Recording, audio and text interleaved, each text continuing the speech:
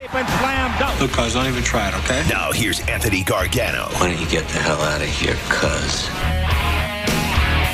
And a good Wednesday morning, Philadelphia. I'm Andrew Salchunas in for the Cuz today. Anthony will be back tomorrow. We're, I think, getting final word on what the status is of the Achilles. And we'll find out timelines for surgeries and rehab and all that kind of stuff. So I'm sure we'll get an answer either by the end of the show today or we'll talk about it tomorrow. So Anthony out today with the doctor's appointment. You'll be able to hear him tonight because his Corner special Wednesday edition at 6 o'clock.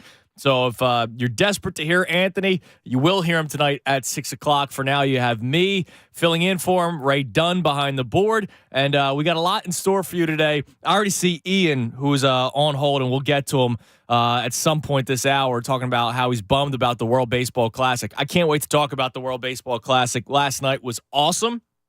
It sucked that the USA lost, but it was just great baseball, and this entire tournament was great baseball, and I can't wait to give my thoughts on that, and I want to get your thoughts on it as well now that it's over, because we know how things go. When there's a trending topic out there and somebody says something stupid like what Keith Olbermann said, people are going to chime in and give their opinion. Now that it's over, I want to hear how you actually felt about the tournament, but that's not where we're going to start. We're going to start about the Eagles, and we're going to start with the Eagles offseason, because that's what we're doing right now. And I was driving in this morning. Usually, like when I wake up and I know that I'm filling in for Anthony, or if it's a Saturday show, I know I have a pretty good idea of what I want to talk about in the morning. I'm having a cup of coffee, watching Coop roll around, and having a good time because there's no cares in the world for him. And I was stumped, like I really was. And I was like, man, what is the angle for the Eagles? What's the topic for the Eagles today? And it got to the point where I was driving. I was on 76 when I finally did the talk to text to Ray about what I wanted to get into with the Eagles. And it's kind of based off of my not having an idea of what to talk about this morning. I have a feeling that we as a fan base right now are underwhelmed or indifferent, or you just don't really have an opinion about the Eagles offseason so far. You have an opinion on a specific move. You have an opinion on a guy that they didn't re-sign. I get all that. And I kind of feel the same way. Like let me get this out of the way now. I'm happy with what has happened so far. I am. The biggest one was Chauncey Gardner-Johnson, and the biggest thing that I wasn't happy about was Fletcher Cox, $10 million one-year deal. I'm not happy that Fletcher Cox is back. I'm not happy that Chauncey Gardner-Johnson is gone. Fletcher Cox, if he was back on a $6 million deal like Brandon Graham, it's a different story. But $10 million was a bit much to me. I thought it was kind of crazy when I read Adam Schefter's tweet last week that there were more lucrative deals on the table for Fletcher Cox. But he took the deal, the hometown discount, and I appreciate him doing that if that's actually true. But $10 million for a guy that I think has lost a step, I don't know, 3-4 years ago now, kind of concerning for me. But whatever, it's a one-year deal.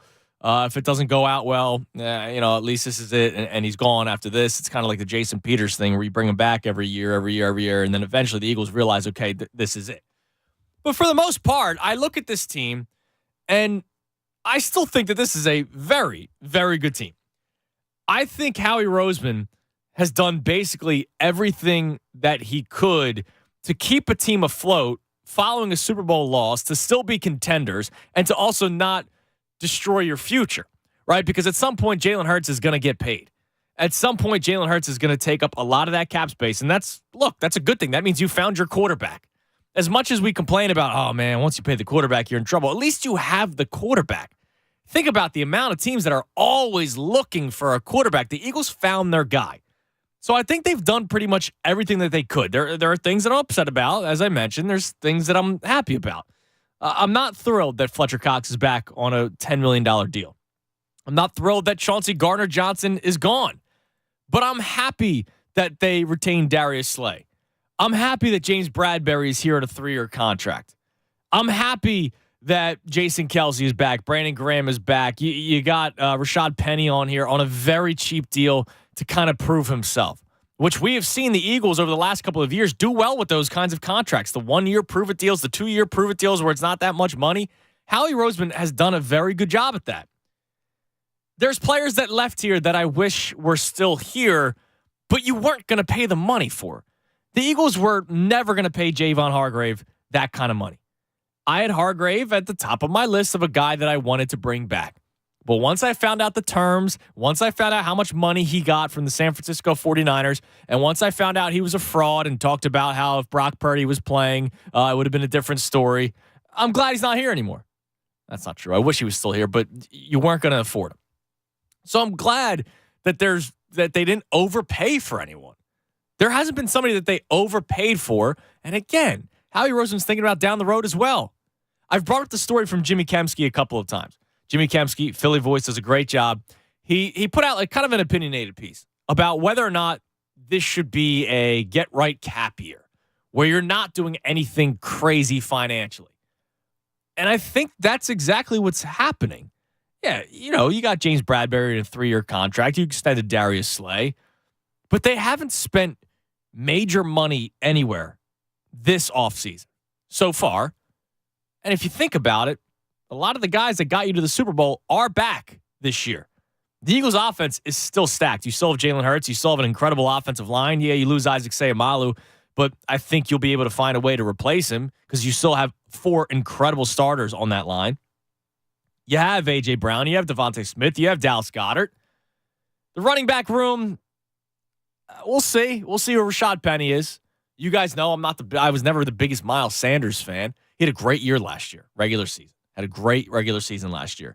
I know Kenneth Gainwell showed some things in the playoffs. I saw a tweet yesterday. I don't know what account it was. I don't know if it was one of the TV shows or if it was the NFL itself, but somebody put out a tweet of what's the best new running back duo in the NFL? And there was 5 or 6 options. And one of them was Penny and Gainwell. And I'll be honest, I laughed when I saw it. I was like, really? We're going Penny and Gainwell? It's not Penny and Shaq. All right. This is, Rashad Penny and Kenneth Gainwell. And I like Kenneth Gainwell, but not to the point where I'm about to go, oh, this is one of the best new duos in the NFL. I'm just not there. So between the Eagles' moves, and then if you just look at the conference itself, the conference stinks. The NFC is not good. I will admit, Dallas Cowboys have had a good offseason so far. They've had a very good offseason. Bringing in Cooks, bringing in Gilmore. They've had a good offseason. But they're still the Dallas Cowboys, and it's still a mess there, and they still have an awful head coach. But for the most part, you look at the conference, look at the guys that have left the NFC, and I still don't know what the Niners are doing at quarterback. It's going to be Purdy and Lance, it seems like. And that doesn't strike fear to me. But I just feel like so far, and it's early, the draft hasn't happened yet. I get it. There's still going to be the late offseason additions that the Eagles always make. But just the sense that I've gotten, look, I've been doing this not a long time like Anthony. I've been doing this a long time all of a sudden. I blink. I'm turning 30 at the end of the year. I've been doing this for 10 years. I know the tone of the city when you do this 6 days a week. I just feel like the majority of fans have been kind of underwhelmed or indifferent about this offseason. To me, I'm happy. I'm happy that they're still going to be contenders. And I do think that this is still a potential D word. You got to win one. If you won this past Super Bowl, the word would have been spelled out. Dynasty. It could be the beginning of a dynasty. It's not there yet. You got to win first. But they at least got to the Super Bowl. It's a good start. I still think that this is a team that can sustain its success for, 4 or 5 years? Is that fair? I want to know from you how you're feeling about this offseason so far. I don't need necessarily a grade, but I just want to hear from you at 610-632-0975 how you're feeling about the offseason, because right now I just get a sense that there's not many people that are fired up, but I don't see anybody really complaining, which I guess is a good thing. If there's no complaints, that's better. It's kind of like a safety in the NFL. You don't hear the guy's name all that much. That means he's having a good game. That means probably the rest of the defense is having a good game as well. If nobody's complaining about the offseason, because we're good at that, we're good at complaining. If nobody's totally complaining just yet, I guess that's a good thing. But I also don't hear the same sort of excitement, and I'm guessing that's part of last year's offseason. Last year, you get Hassan Reddick, you get A.J. Brown during the draft. Howie Roseman had some home run additions that we were excited for going into the season, and then they played to those expectations or overplayed their expectations, like Hassan Reddick. He was better than I think a lot of people expected. But I just kind of get that sense that people are kind of like, all right, still waiting for that next big move. I don't think there's going to be one. I think Howie Roseman is going to do something that we weren't expecting because he always does that. It's funny. Jeff McClain was on yesterday, right? And Anthony asked him about Bijan Robinson. And Anthony set up this long question about Bijan Robinson. And Jeff McClain just goes, yeah, I don't think it's going to happen. Like, just boom. Doesn't think it's going to happen. And I'm sure he's hearing things. He covers the team, right? But it's also because he's with the team every single day. He knows Howie Roseman isn't going to do that. Howie Roseman, it's pretty simple to figure out what he's probably going to do. He's going to do something that's going to surprise us with a trade or a signing or something like that. And then with the draft, it's going to be interior offensive line, defensive line, late round picks. You try to get some guys that might turn into something just like any other NFL team does. He's not going to draft a corner in the first round. It's kind of the same thing every single year. So to me, I'm kind of putting my feet up at this point. And I know people don't like that because you're waiting for the next big one. We see it all the time with the Sixers. How come the Sixers didn't make this big trade? How come the Phillies didn't make this big trade at the deadline? The team's pretty good right now, and I'm happy with it. 610-632-0975. I'm going to get Ray's thoughts on this coming up. And I want to ask, okay, A, how you feeling? Just period. How you feeling about the offseason? It's like a Dr. Phil. How does this make you feel? I just want to hear how you're feeling. Also, how long can they sustain this kind of success? I think this is still the beginning of a nice long journey to be an Eagles fan. I also have a question about players that have left that we have turned on real quick in honor of Chauncey Gardner-Johnson and players that have left that we're still kind of rooting for. I want to bring that up on the other side. 610-632-0975. Again, I'm filling in for Anthony today. He will be back tomorrow. We'll be broadcasting live from Parks the next couple of days as we continue the coverage of the tournament, which is exciting. But today I'm here in studio with you, 610-632-0975. And, of course, our 10 o'clock hour is brought to us by Window Nation. Take advantage of Window Nation's 50% off sale on all style windows, plus make no down payment with no payments and no interest for 12 full months. Call 866-90Nation or visit windownation.com. Speaking of Martin.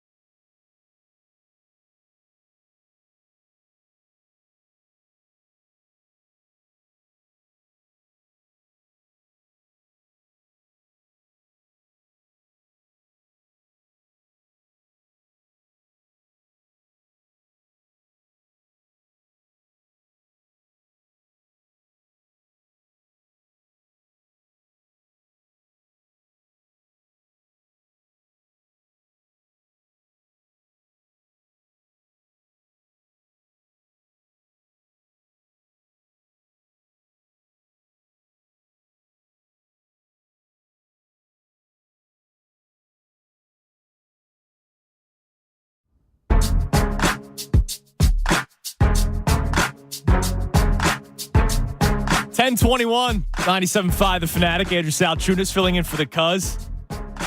It's a shame that people can't see what's going on. Actually, no, YouTube could see because Chevy's here. He hasn't left us yet. Pat just grooving right now. Egan. For the love of the game. Oh, wait, no. What's your sweatshirt say? Do you love this game? Oh, it's the Hustle sweatshirt. I know a guy who was in that movie. Yeah. Played a big role. His name's Anthony. Good morning, Ray. Good morning. What's going on? So Anthony out today, so I'm sitting in his chair, and I got Ray Dunn producing. What's up? So, Ray, I want to go through everything I kind of discussed in the open, and I want to hear from the fans as well at 610-632-0975, you diehard Eagles fans. I'm okay right now. And when Chauncey Gardner-Johnson, when the news comes out that he's going to Detroit, I'll be honest, I was kind of peeved because I did not want Fletcher Cox back, let alone on a $10 million deal. And so you bring Fletcher Cox back, $10 million. Maybe the elemental way of looking at it is that money could have gone toward Chauncey Gardner-Johnson.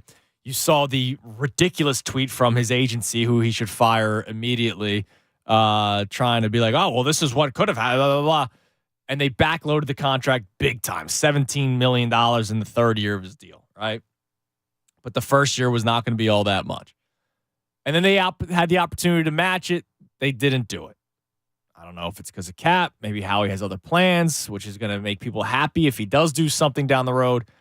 But other than Chauncey Gardner-Johnson not being back and Fletcher Cox coming back, and it's not that I hate Fletcher Cox, it's just kind of like the Jason Peters thing. Even though he's on the field, right? At least he's on the field.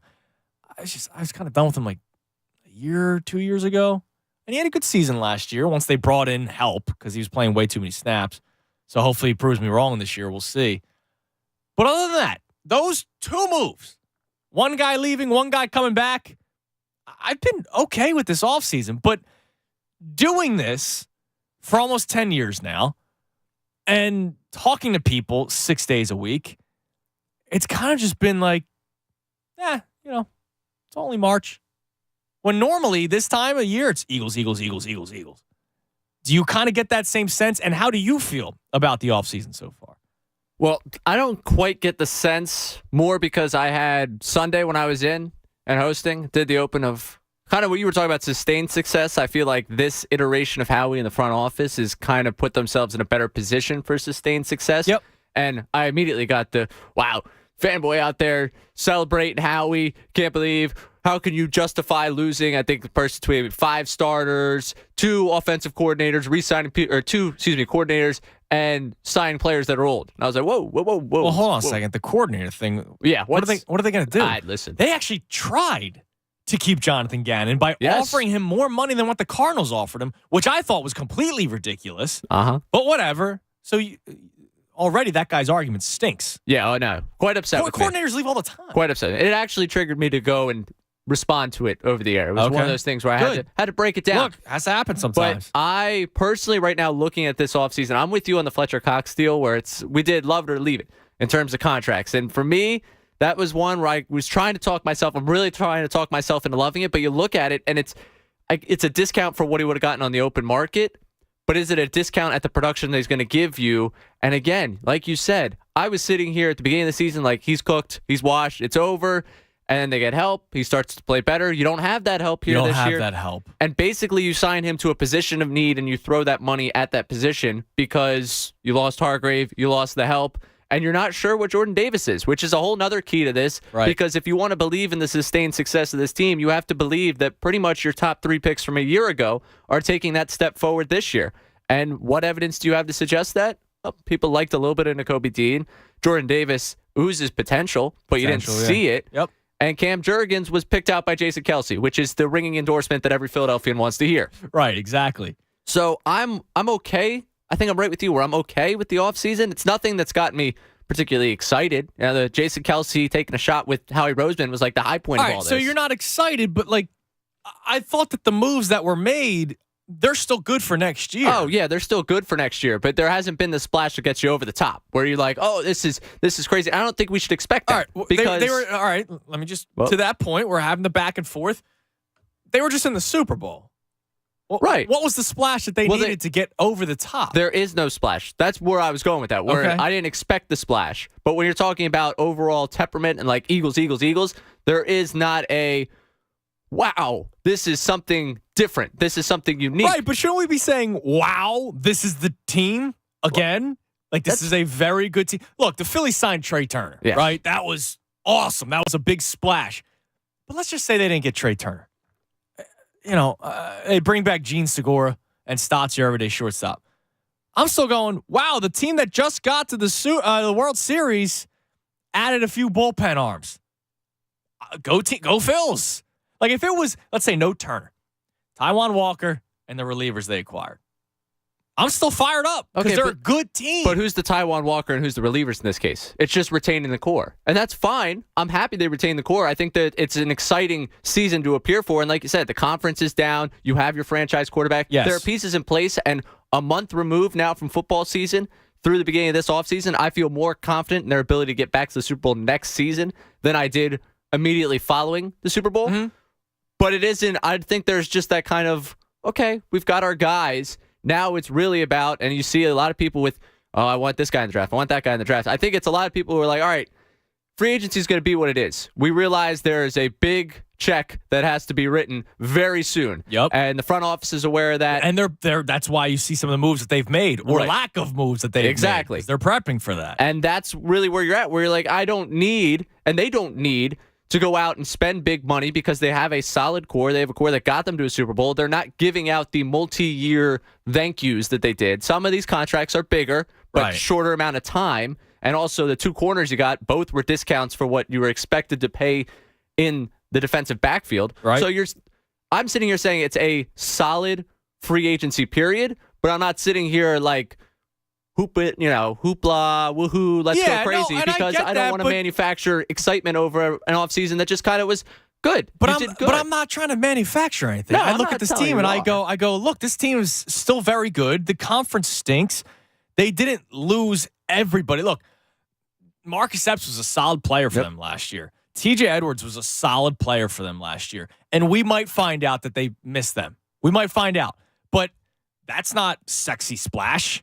Like, do you think the Bears are going, whoa, what a good offseason. We got TJ Edwards. No. Do you think the Raiders are going, man, Marcus Epps, here we come, Super Bowl in our own hometown. Enough Jimmy G headlines for them to not pay attention to that. So those guys are nice players that were cogs. We always talk about the cogs, right, on this show because I'm a cogs guy. I like I like the role players that help out. I don't obsess like, some of you guys do with Maton and Veerling. That's right. Wolfies. But I look at those guys and go, yeah, those are nice pieces to have.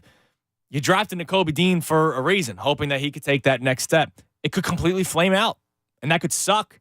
Jordan Davis could be what he is, a guy that only, unfortunately, plays 25% of the snaps. That would suck. And if you bring Fletcher Cox into a one-year, $10 million deal, you're right back to the same problem because you don't have a rotation of Ndamukong Suh and Linval Joseph, as well as Milton Williams and Fletcher Cox and Jordan Davis that you have here. So there are things that I'm not thrilled about, but I'm not going to sit here and go, man, what a terrible offseason for the Eagles. So we have a poll right now on the midday count, 975 middays, and the poll of the day is brought to us by Marvin E. Cann's Heating and Air Conditioning. Marvin E. Cann's Heating and Air Conditioning is open and able to assist you with any emergency service and replacement needs, including installation of air scrubbers and other air quality products. Visit marvinicans.com today, and we'll continue the Field of 64 game day snacks and meals when Anthony's back tomorrow. But the poll on the midday count, how are you feeling about the Eagles offseason so far? There's three options. Excited? Great work, Howie. Indifferent, or not happy, I need more. 54% say indifferent.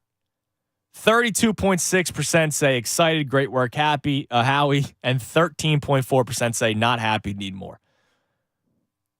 I guess I'm indifferent, but I don't know. Like, I feel good about this team.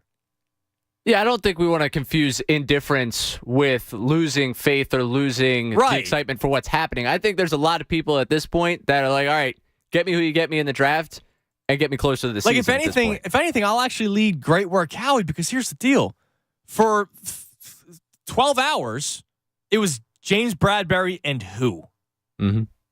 And then all of a sudden, Howie worked his magic. whether it's, sleazy or not, right? He got Darius Slay back because he knew what the market was. And I know there's a lot of people that say Darius Slay had a bad second half of the season. I don't think it was all that bad. I think he had one bad game, and it was the Commanders game, week 9. And he got burnt on a play in the Super Bowl. So did the mirrored play, the next drive, when they ran the exact same play. Darius Slay is not the reason why they lost the Super Bowl.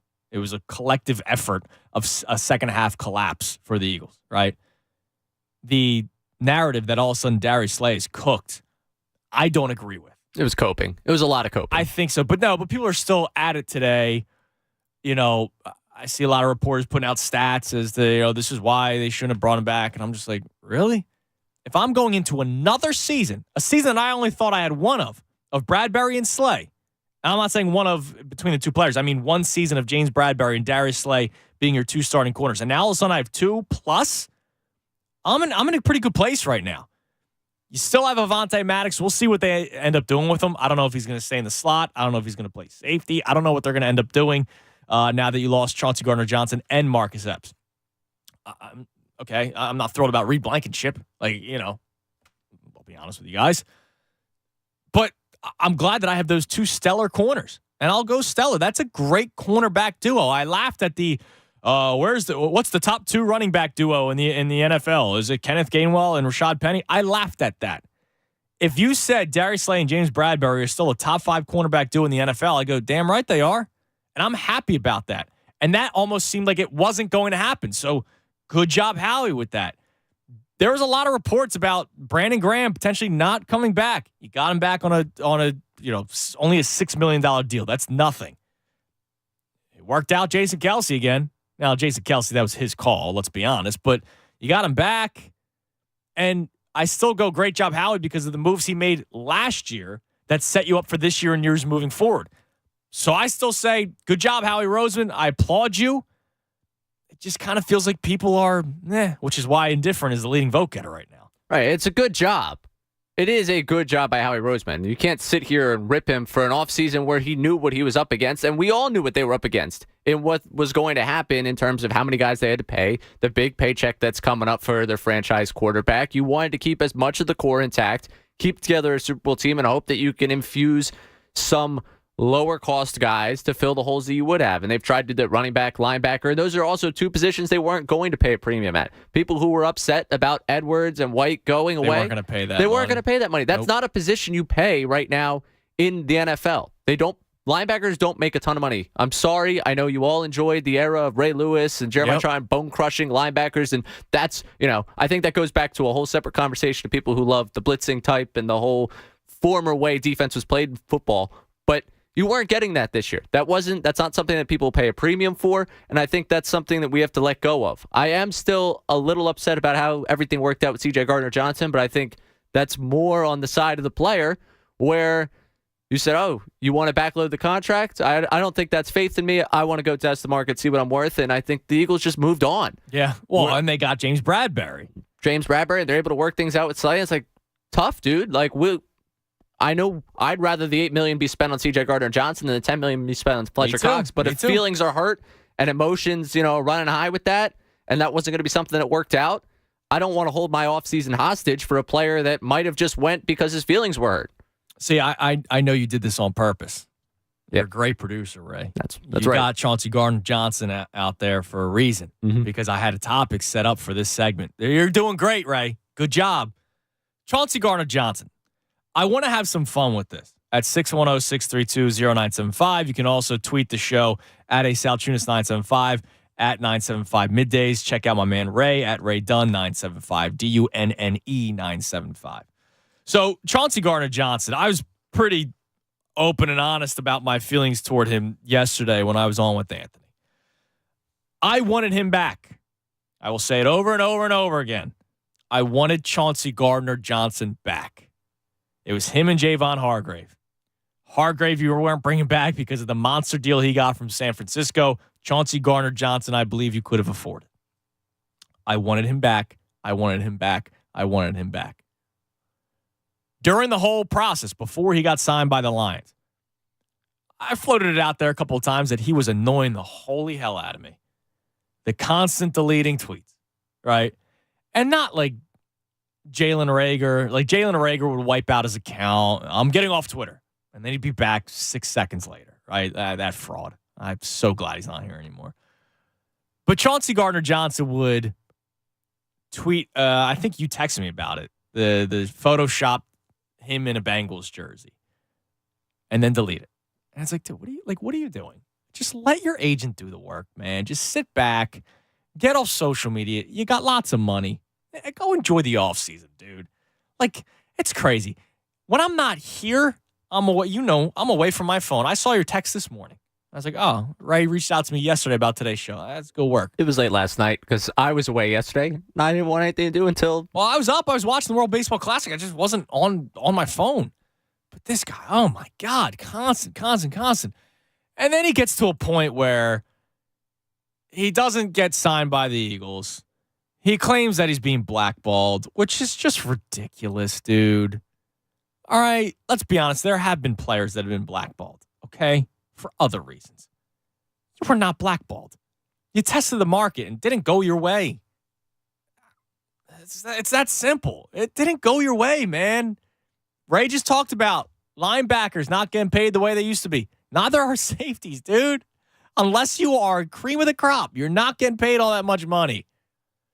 And then he starts ripping the Philly fans. I'm like, dude, come on, man. Just shut up. Congratulations. You got a contract. You got $8 million. Be happy with yourself. You're thrilled about how good the Lions roster is. Good for you. As much as I wanted that man back, Ray, Chauncey Gardner-Johnson has become an immediate root against for me. I hope he gets burnt every opportunity that opposing teams have against the Lions. I hope that great story that was the Detroit Lions last year, and people are so fired up to watch them this year, another year of Dan Campbell. Look at all the moves they made. I hope that man becomes a flop. I'm rooting against Chauncey Gardner-Johnson now at this point with rage, okay? Because he went too far ripping Philly fans yesterday. Like, dude, shut up. Everybody wanted you back. Everybody. I had a guy that tweeted at me because he heard me go on this rant yesterday. He tweeted at me after the show. Caller just called in to Tyrone, said he was overrated. So there were people out there. Okay, that one moron, he's not overrated. He's a hell of a safety. And the Saints getting rid of him last year was stupid. And Sean Payton even said that. Sean Payton, who wasn't the head coach anymore, now the coach of the Broncos, was asked about, all kinds of stuff. And somehow Chauncey Gardner-Johnson came up in a conversation, and he said, yeah, I don't know what the Saints were doing getting rid of him. The former coach didn't know what the Saints were doing. So I go, all right, dude, everybody wanted you back except a couple of nitwits, all right?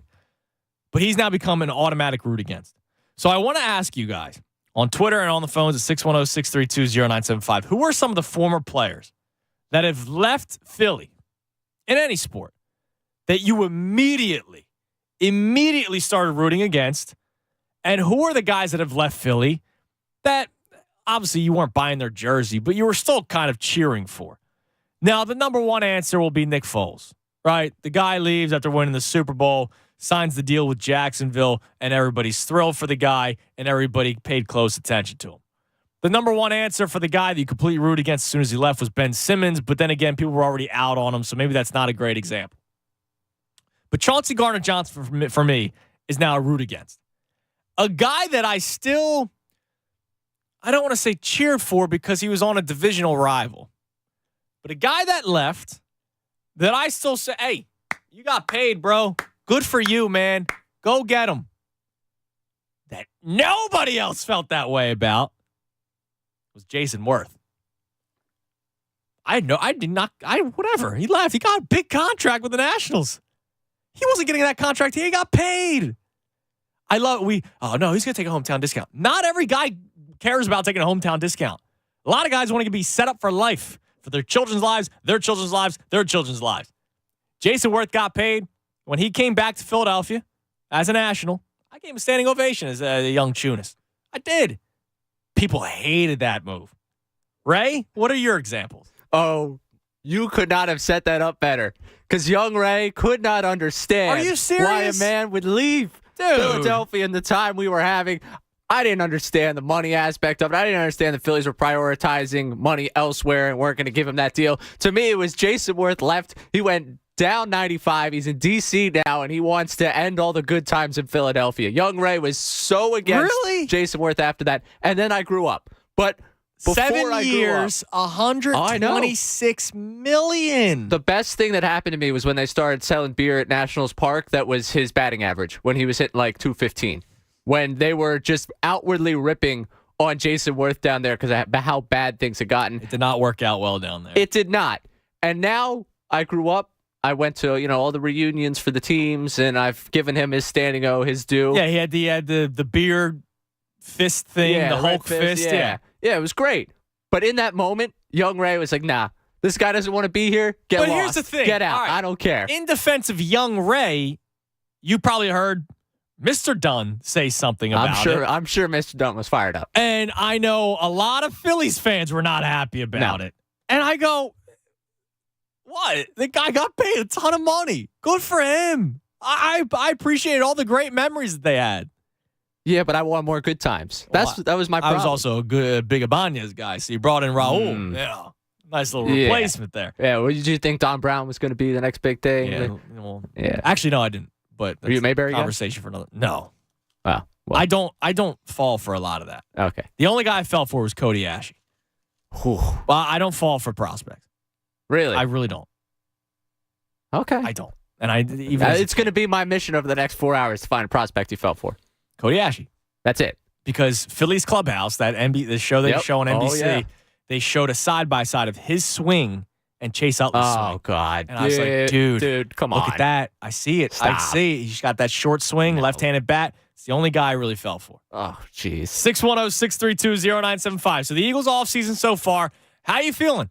I go, good job, Howie. They're back. They're going to be contenders again next year. But I know a lot of people are either angry, not very few people are angry, but indifferent, kind of like, all right, so we'll see what's next. Look, I feel good about this team right now. And also the player that has left that you have continued to root for, or the player that has left that you completely turned on. And for me, that's Chauncey Gardner-Johnson. 610-632-0975. We have the Vault coming up at 11 o'clock. We'll get into a conversation about the World Baseball Classic that I want to discuss with you and a whole lot more right here on 97.5 The Fanatic. This March, protect yourself.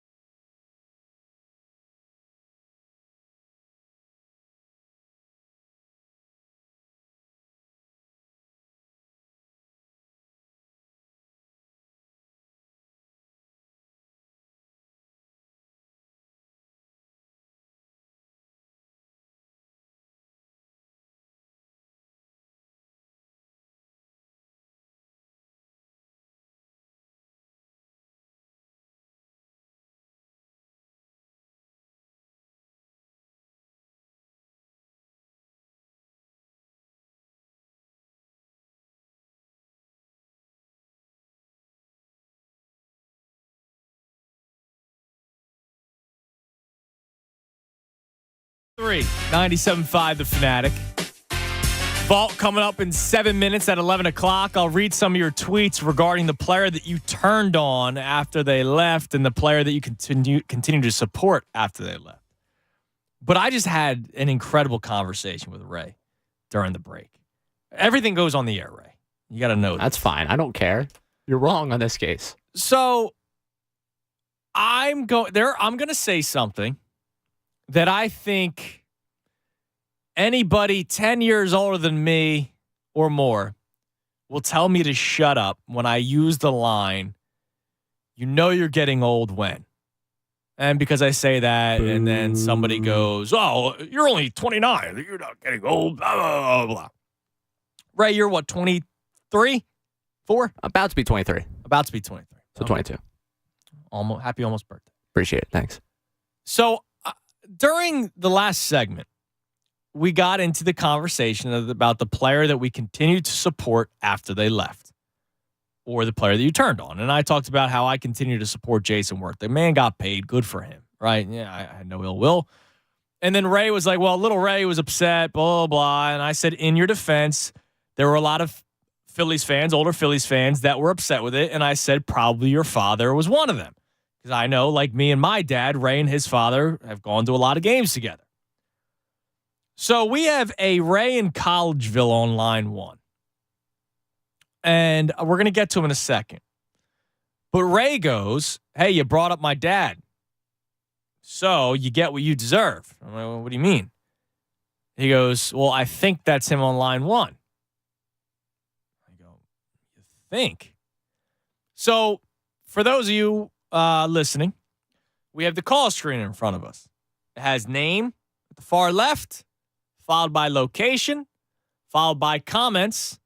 So it says Ray, Collegeville. The comment is Terrell Owens returning.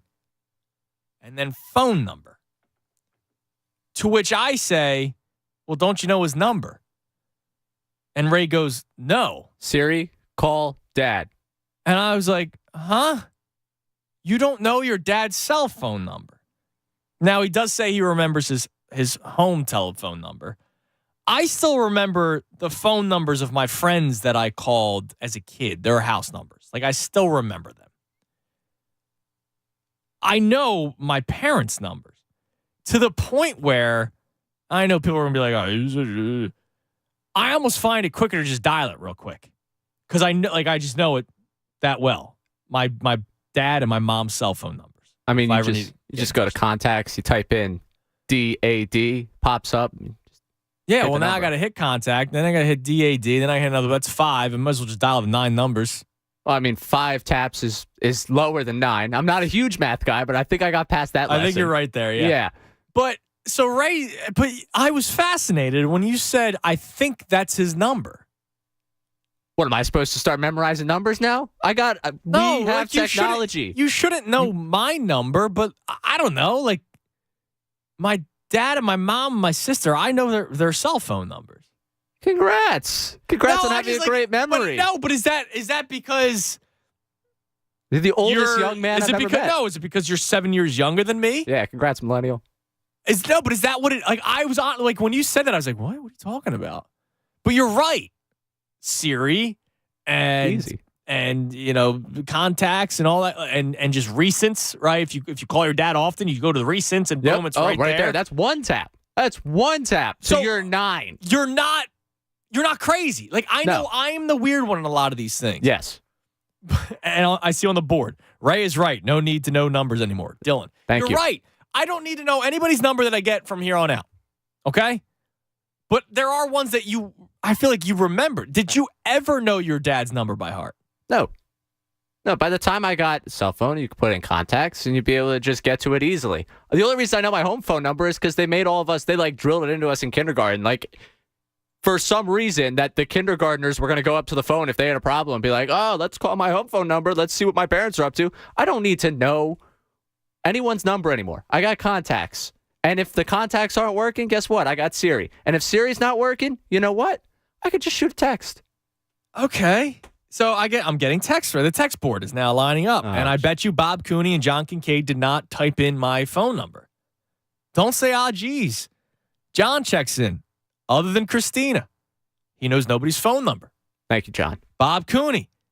Other than Donna's, he doesn't know anybody else's numbers, not even his kids. Well, great. You got my mom coming after me now. Coach is in there. Coach, do you know people's numbers by heart? Cell phone numbers? Is he even Coach, listening? He's talking to you. You have to turn your mic off, right? Coach, do you know any numbers by heart, like cell phone numbers at this point? I can't hear him. Yes, you can. As long as his mic's off, you can hear me. Jeez. Is this your first day, Ray and Coach? Both of your first days? He stormed out. I guess we're not even going to get into the conversation because he left. Whatever. I just found that fascinating. I know my wife's number, too, so I know 4. Yeah? All right. Let's go to maybe Ray's dad. Ray in Collegeville, what's up? Hey there, how are you? And yes, it is. It is, so you can tell him that he doesn't know my number. Yeah. Sorry, Dad. Do you find that shocking? Or does this... I don't know. I actually don't anymore because there was a time where you had to dial it 1,000 times, to go through. So I think everyone now just does, one touch and you're going. So I don't find it surprising. Yeah, but I'm just I'm just wondering if it's like an age thing or like, because again, like if I put your number to my contacts right now, I'm not going to know your number. I'll just put you down as Ray's dad. But the people that I had to contact a lot when I was younger, I still remember their numbers. I think it is an age thing. I mean, you had to dial it over and over and over again, so you basically knew the numbers. Wow. I just didn't realize that the gap was me and Ray, apparently. The gap's probably not me and you. Yeah, it's probably not. So anyway, You're right. You are absolutely right. Jason Worth broke my heart, but he had 120 million reasons, and I don't blame him for one bit. But my one that I hated, he broke my heart, was Terrell Owens when he left. And where he went made it even worse because that didn't help. That didn't help. Yeah, little Chunas felt the same way, Mr. Ray. I felt the same way when he went to Dallas, and of course when he broke up, what was a great thing. But then again, you hear stories down the road and how much McNabb was an impact, and it was a whole cluster of issues as to why that didn't work out moving forward. Yeah, the thing is, he was the one that left. That whole scene that he made, that was the biggest thing. Like that was the craziest. Now, is there anyone you continue to support? Because I have a tweet here from Matthew who said, I turn on all of them. Once you leave, you're dead to me. Yeah, no, I don't know that I really root hard for anyone once they leave. I understand it, but I don't know that I continue to really root hard. I will say when at certain points, Charles Barkley was probably one of those ones. Well, that's because the Sixers suck, too. Yep. And, so it was easy. Hard to root against him. That was probably the one. All right. Well, and I'm not saying like, I bought a jersey. And I appreciate the call, Mr. Ray. I'm not saying I bought a jersey of Jason Worth, in donning the Nationals gear. No, You're a big DC guy. You're a big Nationals guy. I'm just like, all right, good for him. He got paid, and I hope he continues to have success. And he didn't. I didn't realize how bad it was. So his time with the Nationals, he batted .263, hit 109 home runs in 7 years. He hit 95 with the Phillies in 4.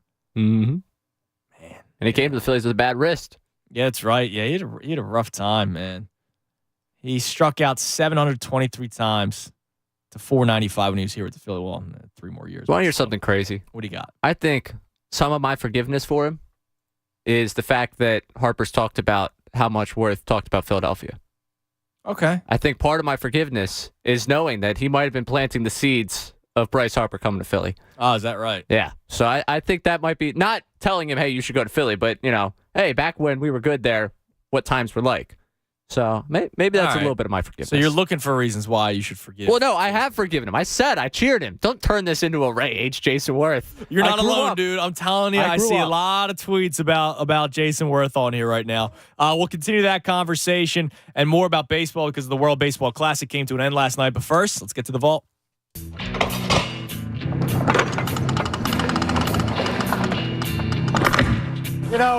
When we began opening this vault nearly 2 hours ago, we had no real idea what we'd find inside. As it turns out, we haven't found very much. All right, it's time for the vault presented by Golden Nugget Jewelers, where Philly gets engaged. I always love it when I sit in for Anthony because I don't know what's in the vault. I give Ray the keys, and Ray dives in. Ray's like one of the few people that knows the code to get into the vault. So changes every day. I'm glad to see what you got. Yeah, I'm excited for this one. It's funny that we went down and my dad called in and went with T.O. because immediately today when you're discussing people that have left, players that have left, and do you cheer for them? Do you celebrate them? I wanted to do a little smorgasbord of returns and how they were received. And the first one that came to mind was T.O. because I had the propaganda campaign against T.O. in my own home. Of course. My dad was very upset with everything that happened there. So here's a little bit of his return to Philadelphia. Let's start with just setting the scene as Joe Buck was on the call for Game of the Week. Here he comes. Terrell Owens and the Dallas Cowboys are here in Philadelphia. The place Donovan McNabb calls home. And welcome to this NFC East divisional battle between the Dallas Cowboys and the Philadelphia Eagles. That was it. Literally. They did no other build-up to that going into the open of it. Yeah, it's kind of disappointing. Yeah. It's like, what are we doing here? See, I always say this. I am glad that I'm only 29 years old, right? I got a lot of years, like a knock on wood, left in front of me. But there are times where I go, man, I wish I was a little bit older for that. And I wish I was a little bit older to really appreciate how angry we were for that. And really appreciate how crazy of a day that must have been. His first time back in Philadelphia. Oh, and the build-up, I imagine, all week long. Like sports radio, I'm sure was crazy that week. No open lines in that one. You're just sitting there. Constant anger. Well, it turns out it was a good game for the Eagles in that one. I have a pair of highlights from that game. First one, Mr. Bledsoe trying to force a pass to one Terrell Owens. And more pressure on Bledsoe. The ball is up for grabs, and Dawkins comes across, intercepts it. Philadelphia takes over, and it was Darren Howard again hitting Bledsoe. And he wants to get the ball out. Jeremiah Trotter was the one who was coming along with Michael Lewis. Now Darren Howard again beats his man and is the one responsible for hanging it up. And then Brian Dawkins coming back and making a play. Now it looked to me like Terrell Owens should have been able to come back and at least make an attempt. That's right. Play into the narrative. Play into T.O. Not giving it enough in Philadelphia. All right. Exactly. One more for you from that game, and then we'll get over it. Maybe someday. Lito Shepherd, end of the game. Drew Bledsoe trying to make a play in the red zone, trying to bring the Cowboys back, and well, it just didn't go his play. Second and goal. Bledsoe into the end zone, and he's picked off. Back the other way. Lito Shepherd all alone. The Philadelphia Eagles take it over Dallas. Must have been a party that night. Must have been a great time. Oh, yeah. Joe Buck, thrilled. The Eagles had took that game. Sorry, that was an unnecessary shot, but What? Oh, I love Joe Buck. It was just at that time. He goes into it in his book. I've become a Joe Buck guy. Don't do this to me. Stop. Yep, now you're doing this to All me. of you guys are just ridiculous. He hates our team. He doesn't hate our team. He just didn't hit the same excitement he does now. He went into this in his book. I read his book. Big fan of the guy. He does the excitement now. I appreciate the energy level. Drive me crazy. Stairs rips one in the night, deep and a right. He did not need to say anything else. No, he nailed that one. No, according to a lot of Phillies fans, no, that was a bad call. No. It's as if he should have been like, The swing of his no, leg. that's not what he does, dude. Like, he does the national. He doesn't pick a side. No, it's just the I excitement got my level. two best friends. I have a group chat with my two co-best men. And every time Joe Buck is brought up, I hate Joe Buck. Shut up. I don't hate Joe Buck. But You did at one point. well, I just thought that there was always a little more he could give you there. You know, say it's just me. I'm just the guy talking. I'm a moron with a microphone. What can you say? All right, probably this generation's most anticipated return, I would say, especially after Wentz got benched, was Simmons coming back. Yeah. And we got two from there. We got a little bit of the beginning and the ovation. So is this him playing, or is this Playing. him in? Oh, okay, yeah, not in the Bumblebee tracksuit. I don't do expensive clothing, so I didn't care for that game. Kyrie Irving has it. They go to Simmons, who's met by a chorus of boos. Brooklyn going left to right. Simmons to the right side. Royce O'Neal, lob play, and Montrezl Harrell tips it out of bounds. The boos, and then you can hear the kind of jump for a cheer there when the ball's tipped away and what he's trying to do does not go successfully. But the boos coming down through the broadcast, especially the radio broadcast, we're trying to get crystal clear Tom McGinnis. That was pretty impressive. Impressive work. And then we have, of course, I love to get the national broadcast when it comes to the brickin' for chicken. Yes. Because it's a wonder to everyone. I don't know, like, people don't realize this has been a thing now. It was for us reason. I'm brickin' for chicken. I don't know why they don't get it at this point, but this was the reaction to him getting everyone free chicken. The crowd for Ben Simmons, foul called on Anthony Melton, and they call it brickin' for chicken. And if you miss 2 in the second half, nuggets for everyone. So that's why they're so fired up. And Giannis Antetokounmpo obliged a couple of days ago, and now Ben Simmons will feed them all here. Marketing genius. The best part about that game, not only is the Ben Simmons brickin' for chicken, they had Ben, Kyrie, and KD in that game. The Sixers did not have Harden, Maxey, or Embiid. Your starting 5 that game for the Sixers, where they won 115-106. Melton and Shake Milton. Montrezl Harrell was your center. PJ Tucker and Tobias Harris. Furkan Korkmaz played 21 minutes that night. Ooh. George Niang played 18. He had 16 off the bench. That's like the best part, is the fact that they didn't even have Harden, Embiid, and Maxey, and they still won. Beautiful. It's a beautiful, beautiful thing. Something that was not beautiful. One, Deshaun Jackson returns. And we don't really have, there was nothing done in terms of the ovation. I also have to say that the way that camera phones have gone in the last 5 years, some of these people did YouTube videos for some of these returns. Like Scott Rowland's return was on a camera phone on YouTube, and you can't make out anything. I don't know what we were doing posting that stuff to the internet. There was no way to make out what happened. But for Deshaun Jackson returning, this is the chaos that broke out in that game as the rivalry between Washington and Philadelphia was at a certain point early in that season. Bulls keeps it, throws it too high, and he is picked off. They're going to give it to Braylon, and Braylon is down inside the 35. Is Chris Baker? We'll take another look at it, as will they. Penalty flags at the end of the play. Foles is down. Injured, and a fight breaks out. The last thing the league needs right now is some brawl along the sideline here in Philadelphia, and it looks like it's calmed down. While Foles is injured and getting a lot of attention out there at the 30-yard line. Both teams are directed to their benches. Look at that. Chris Baker at the end of the play lays into Nick Foles. And they now throw 3 flags down on the field. As Jason Peters, the left tackle, goes right after Chris Baker. After Baker does that right there to Nick Foles. And remember, Deshaun was standing away. Yes, watching. From all of it. Yeah, he did not want to get into that. No parts of it. No parts of what happened there. The bodyguard stepping up for his quarterback. There is an example of some good stuff. I know we're closing on a break here, so I got 2 good ones for you before what do we got? We get to break. First up, Allen Iverson coming back. Oh, yeah. Big night tonight here at the Wachovia Center. Allen Iverson returns as a member of the Denver Nuggets. And now let's go to the starters live with the voice of the Wachovia Center, Matt Cord. Ladies and gentlemen, let's welcome back from Georgetown University, starting at guard, number 3, Allen Iverson.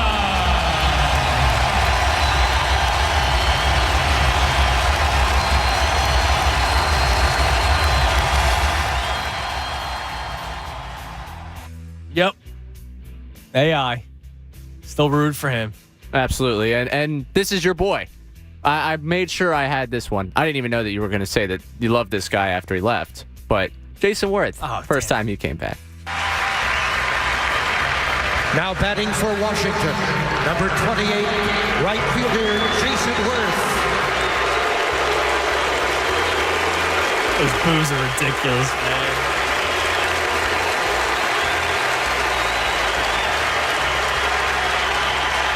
Lame boos, truthfully. They got taken over. Pick a side, Philly.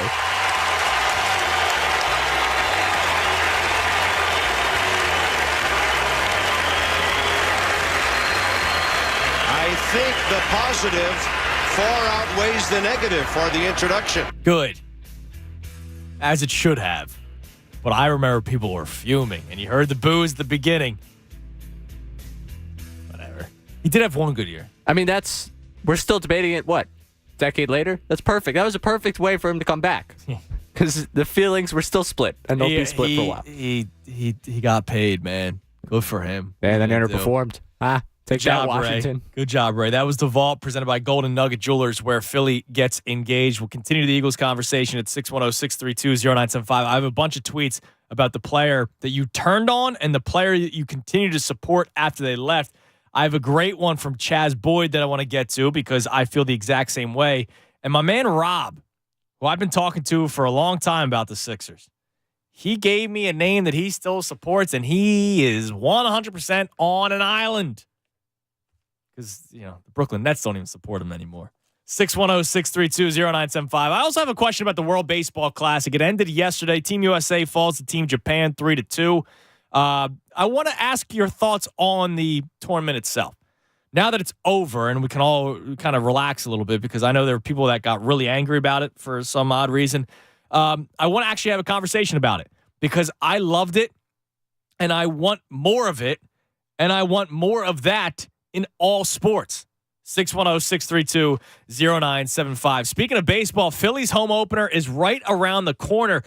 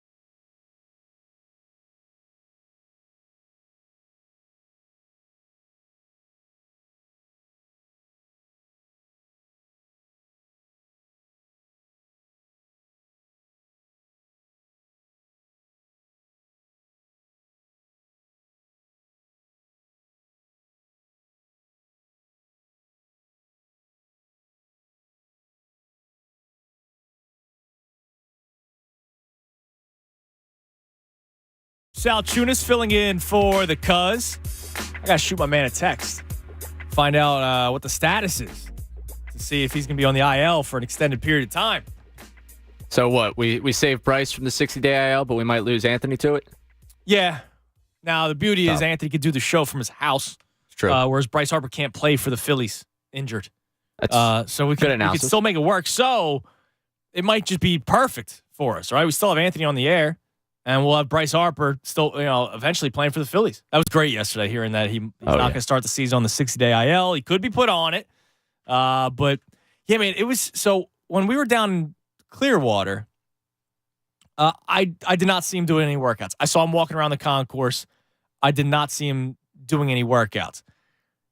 The Tuesday that we were down there, we were there for the game. He left before the game started. I saw him leave in his car.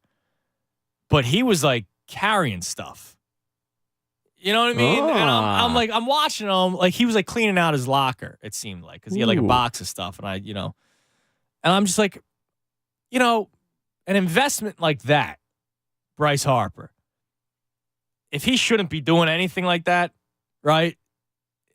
You're not letting him. You wouldn't let him, right? Yeah. So like me carrying a box of stuff made me feel good, right? And then of course, the first day he got to Clearwater, the Phillies Twitter account posted photos of him in the cage. Now it's T-work, right? Something.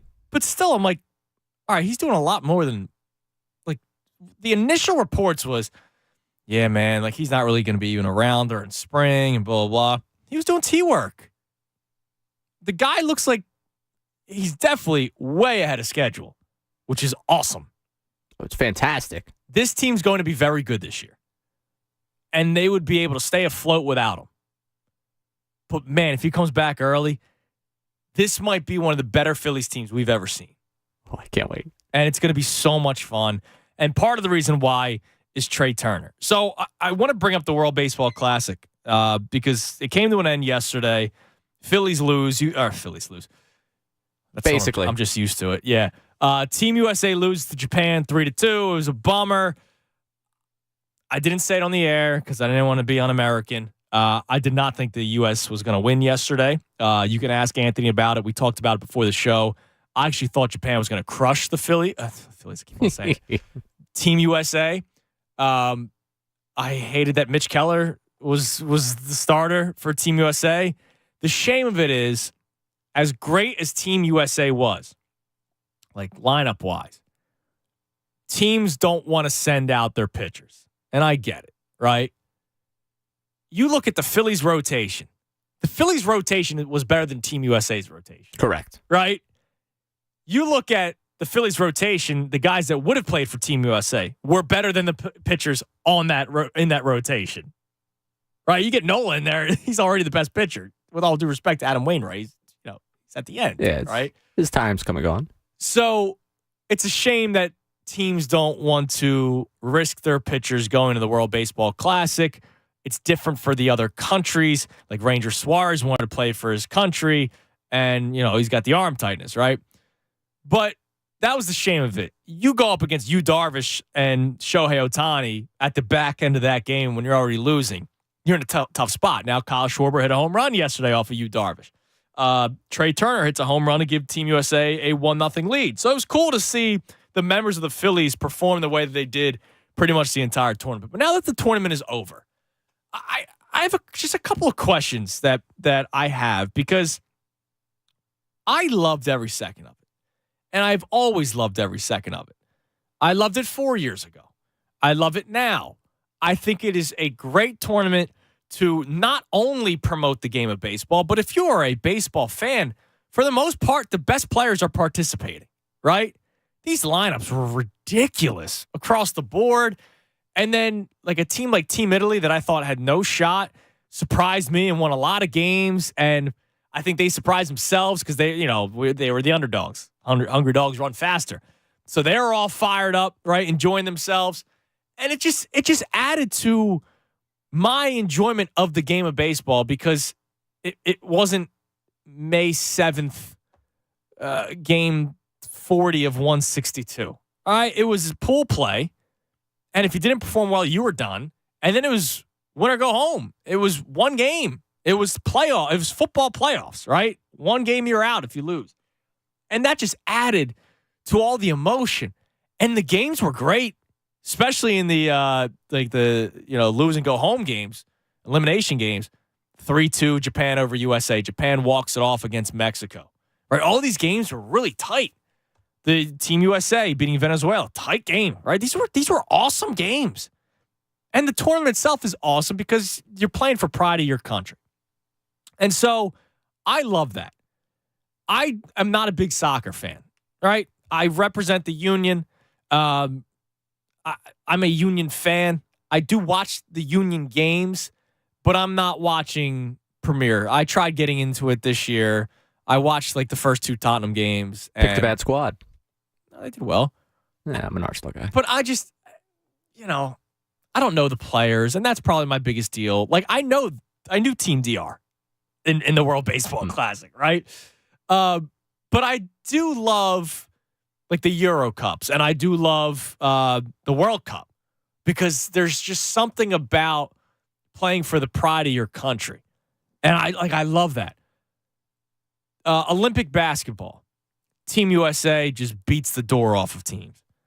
But I do love watching the other countries play each other, not just Team Lithuania, right? Like, I love watching Team Brazil. And yes, because there's NBA players in it, but there's also like those Euro players that you hear about the stories. Like, oh my God, this guy's so good in this league. This guy's so good in this league.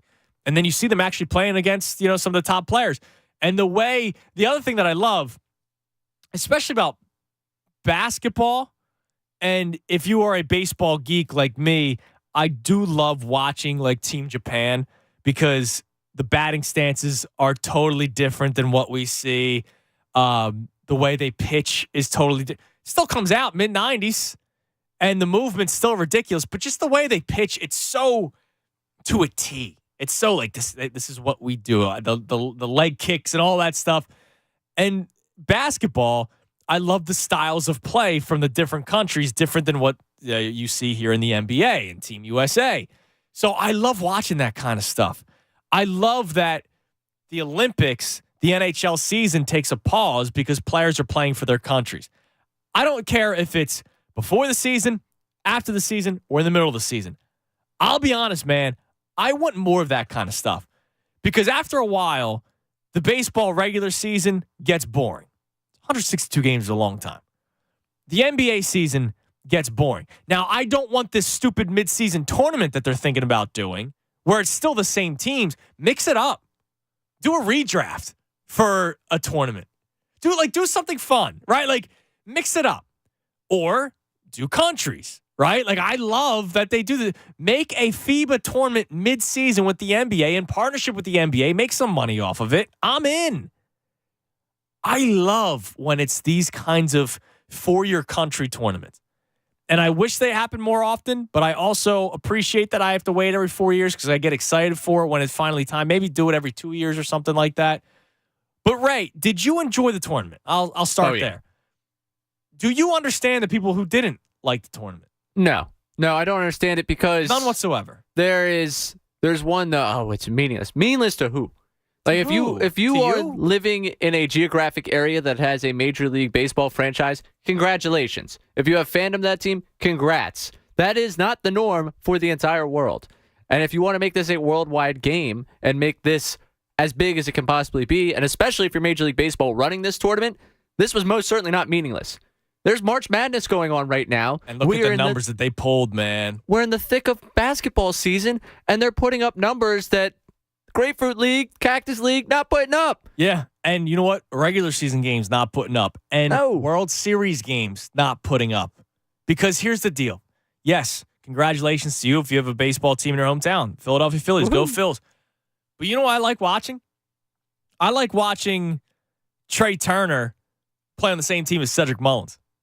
I like watching Trey Turner turn double play with Tim Anderson, right? A player that I love that plays for the Chicago White Sox, who I don't get to see every single day. I get to see some of my players play with the other best players in Major League Baseball. And then I love watching, Ranger Suarez playing not for Team USA, right? And seeing that lineup and that roster. It's one thing if it's when baseball came back to the Olympics, Team USA sucked, right? Like it was guys that were on their way out of baseball or minor leaguers. It's kind of like what the NBA or what Team USA basketball was before the Dream Team started. It was college kids. It was guys that were on their way out of the NBA. It wasn't that great of teams, right? Once you start bringing these guys together, you're like, oh, dude, this is awesome. So to me, the World Baseball Classic was appointment television. I watched as much as I could of this entire tournament. I was in Clearwater for 6 days. I would make a point to find a bar to watch it. Like, it was so much fun, and it didn't just have to be Team USA for me. I think it's cool because it's the best player. So I never understood that people that didn't like it. Yeah, the injury concerns. Edwin Diaz, it's a shame, right? I hate the Mets, but I don't root for injury. Edwin Diaz is missing the entire season, one of the better closers in Major League Baseball. That injury could have happened in spring training. And Nimmo got hurt in spring training. Nimmo got hurt in spring, what, 2 days later, 3 days later? So don't give me the injury thing. And the injury, it's a shame Altuve's out for a while, but that could have happened. He could have taken a bad pitch in spring training. Bryce Harper didn't he get hit his first at bat with the Phillies? Yep. He got hit in the ankle. Yes. And then missed time. And I thought it was going to be a lot longer. Now he's a freak of nature. But guys get hurt in spring training. And it's not like the pitchers, because I know that's another concern, right? Oh, well, these guys are going all out. You mean to tell me Shohei Ohtani wasn't prepping for the World Baseball Classic? Right, you have to build yourself up. Build yourself up the same way you build yourself up for the season. He threw 102 last night against Mike Trout. Nice. 102. Do you think he just started throwing the day one of the World Baseball Classic? No, he's probably prepping for it in January. Right? He had a long offseason to get ready for it, too. Yeah, exactly. So the whole fear of that, and by the way, they have pitching limits in terms of the amount of innings that they could throw. So nobody's going 9 innings and then pitching 9 innings 2 days later. I never understood any criticism of the World Baseball Classic. I really didn't. If you have something to say about that you don't like, please let me know. Because now that the tournament is over, there's no because there were people that were angry about it. Keith Olbermann was ridiculous. That one dude from Barstool was ridiculous. Like it was like they got angry about it. And again, whenever there's a hot topic out there, people always give their opinion and go overboard half the time. Now that it's over, if there's actually a reason why you didn't like it, please tell me. But for me, I loved it and enjoyed every second of it. And I want more of it. And I want more of it in all sports because it builds your brand, like Ray said. But it also gives you a chance to learn other players.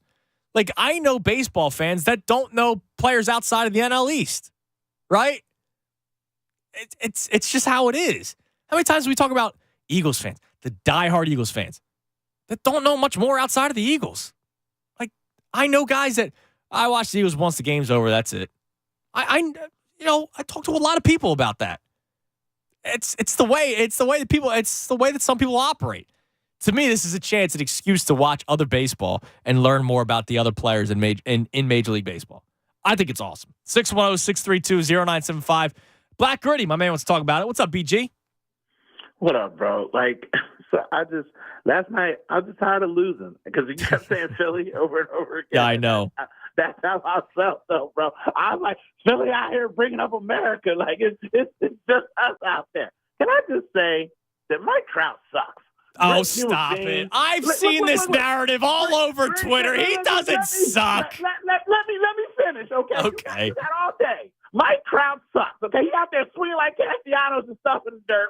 He out there against Ohtani for America and gets mowed down, all right? And then on top of that, he thinks that trash band organization ain't never won nothing. He's like the greatest player during the race. He's like Tony Romo. Yeah, he looks great all season, but he's injured half the time, and he never did that in the playoffs. Mike Trout sucks. He lost for USA. He's Mickey Mantle, bro. That's how much I care. Okay, all the other grumping and stuff, I don't understand why people don't just love watching it. Like, those games were great.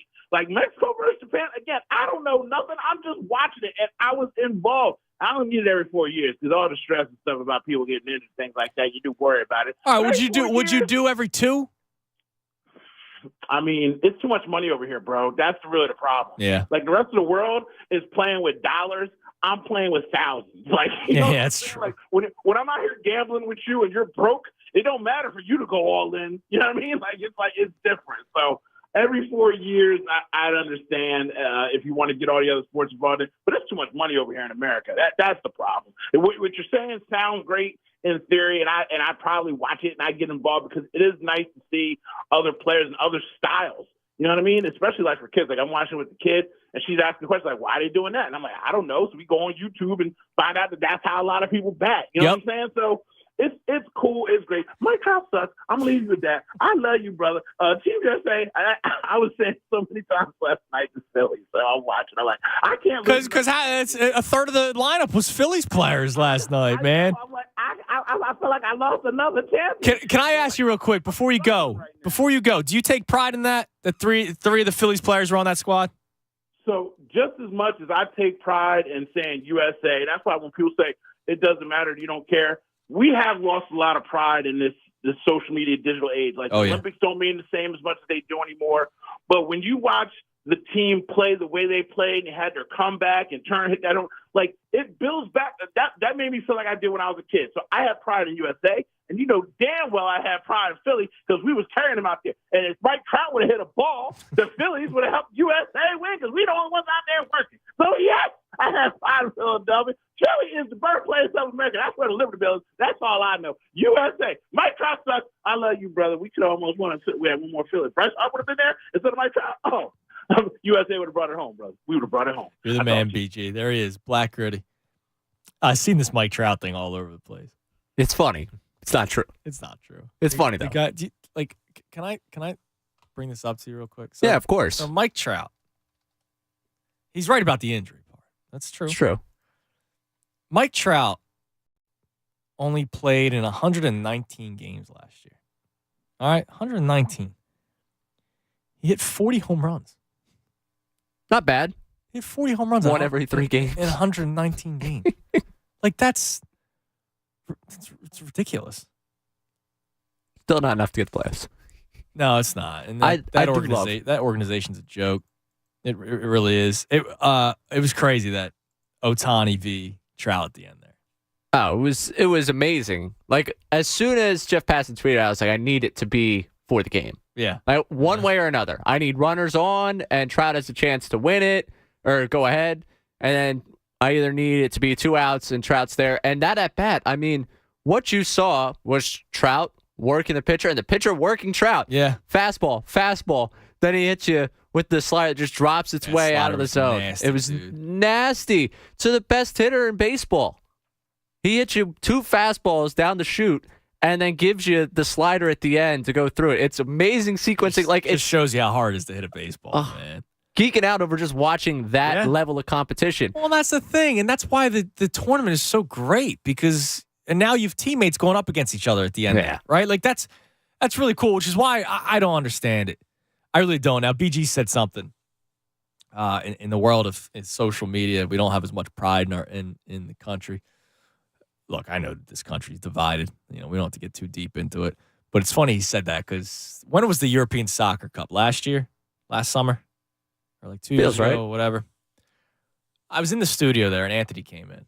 And I think like Poland was playing. And the guys are screaming the national anthem. I mean, they look like there was no way they actually were hitting a tune. They were just screaming the national anthem, fired up before the game started. I was like, damn, you don't see that here. You don't. And I don't know. Look, I do know why. It's a divided country right now, right? It's not like this is everybody's thrilled. It's still a good country to be in, man. Come on, let's be honest with ourselves. No matter who you support, it's a good country to be in. Which is why it is crazy. You watch the other teams in any of these tournaments, and it's time for the national anthem. They scream it, man. It's a little different, which I don't really understand why, but that's a deeper conversation for another day. 610-632-0975. I did take pride in a couple of the Phillies players being on there yesterday. I thought that was really cool. Like, look, that's the best of the best playing out there. And a third of that starting lineup will be in the starting lineup for your team this year with the Phillies. That's got to make you excited for this season. And he said, if Bryce Harper was there. Well, Bryce Harper was supposed to be there. He was on the team. He was hurt. It's going to be a lot of fun this year. 610-632-0975. So I want to hear your thoughts on the World Baseball Classic. The Eagles conversation that we started with, I'll repeat what we were getting into at the start of the show. I'll update us on the Twitter poll. I have the answers on Twitter from a lot of you about the player you continue to support after they left and the player that you turned on right after they left. And also Sixers in Chicago tonight. I have some Sixers questions that I'm going to give you later on the show. Not just yet, but later on in the show because James Harden is listed as questionable today. He's an important part. Might want to take your time with them. 610-632-0975. I'm Andrew Salchunas, filling in for the Cuz right here on 97.5 The Fanatic with all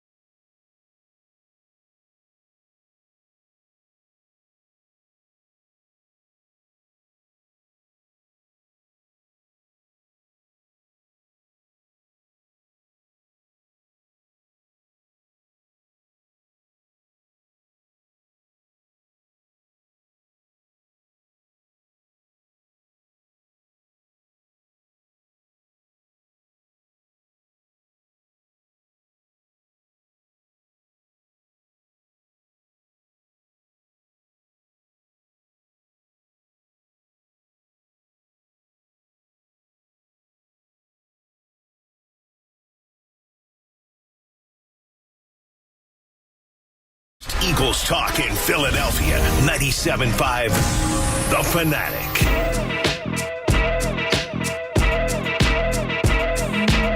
11:50, 97.5 The Fanatic. I'm Andrew Salchunas, filling in for the Cuz. 11 o'clock hour brought to us by Golden Nugget Jewelers. That's where Philly gets engaged. So a lot of stuff on the table today for you to discuss with us on social media and, of course, on the phones at 610-632-0975. The thing that we started with that I want to kind of bring back up before I give you everything else. I had a question about the Eagles offseason because I woke up this morning and I'm just sitting there thinking, what am I talking about today? Like, what is the actual angle? And I'm trying to think about something with the Eagles. And it's funny, I just got a great email that will help with this. So Anthony Perry checks in. We as fans know that Howie will make moves, but not until the draft is done. Howie's mindset is smart and easy to read. I guarantee those 2 first-round picks will translate into 2 more picks. The focus can be on defense only, which is only half the team. I guess can't be on defense only, which is half the team. He made the offense young for years to come. There will be no buzz about the Eagles until the draft. That period in the eventual 1-year deal or 2 will solidify this team. Plus, it's Philly season. Fans are looking forward to baseball season. Your next Eagles buzz will not come until April 28th. And he might not be wrong about the buzz. And so that's why I was driving. I'm like, man, I think I know what to talk about. And it's the offseason. It's how you feel about it. I'm okay that there hasn't been a splash, right? This team is, look, you lost some pieces from the Super Bowl team. You had to fill right guard. I was never a big Isaac Seumalo fan, but hey, he was a starter for a lot of years with this team. You're going to have to replace that. You have to replace 2 safeties.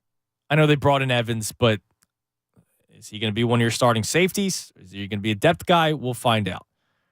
You lost Javon Hargrave, who was a beast up the middle. Yes, you still have Hassan Reddick and Brandon Graham, Fletcher Cox, but it's another year older of Brandon Graham, another year older of Fletcher Cox. I'm glad they brought back both Darius Slay and James Bradbury. I thought you were only going to be able to retain one. You now have both, and for an extended period of time. I've been very happy with the offseason. I'm upset Chauncey Gardner-Johnson isn't here anymore, even though I'm not rooting against him, because I hate how he's been acting. And I'm not really thrilled that Fletcher Cox is back on a $10 million deal. If he got $6 million, fine. He got 10. Apparently it was a hometown discount. I can't believe it, but it's not like Adam Schefter lies, right? That's what he reported.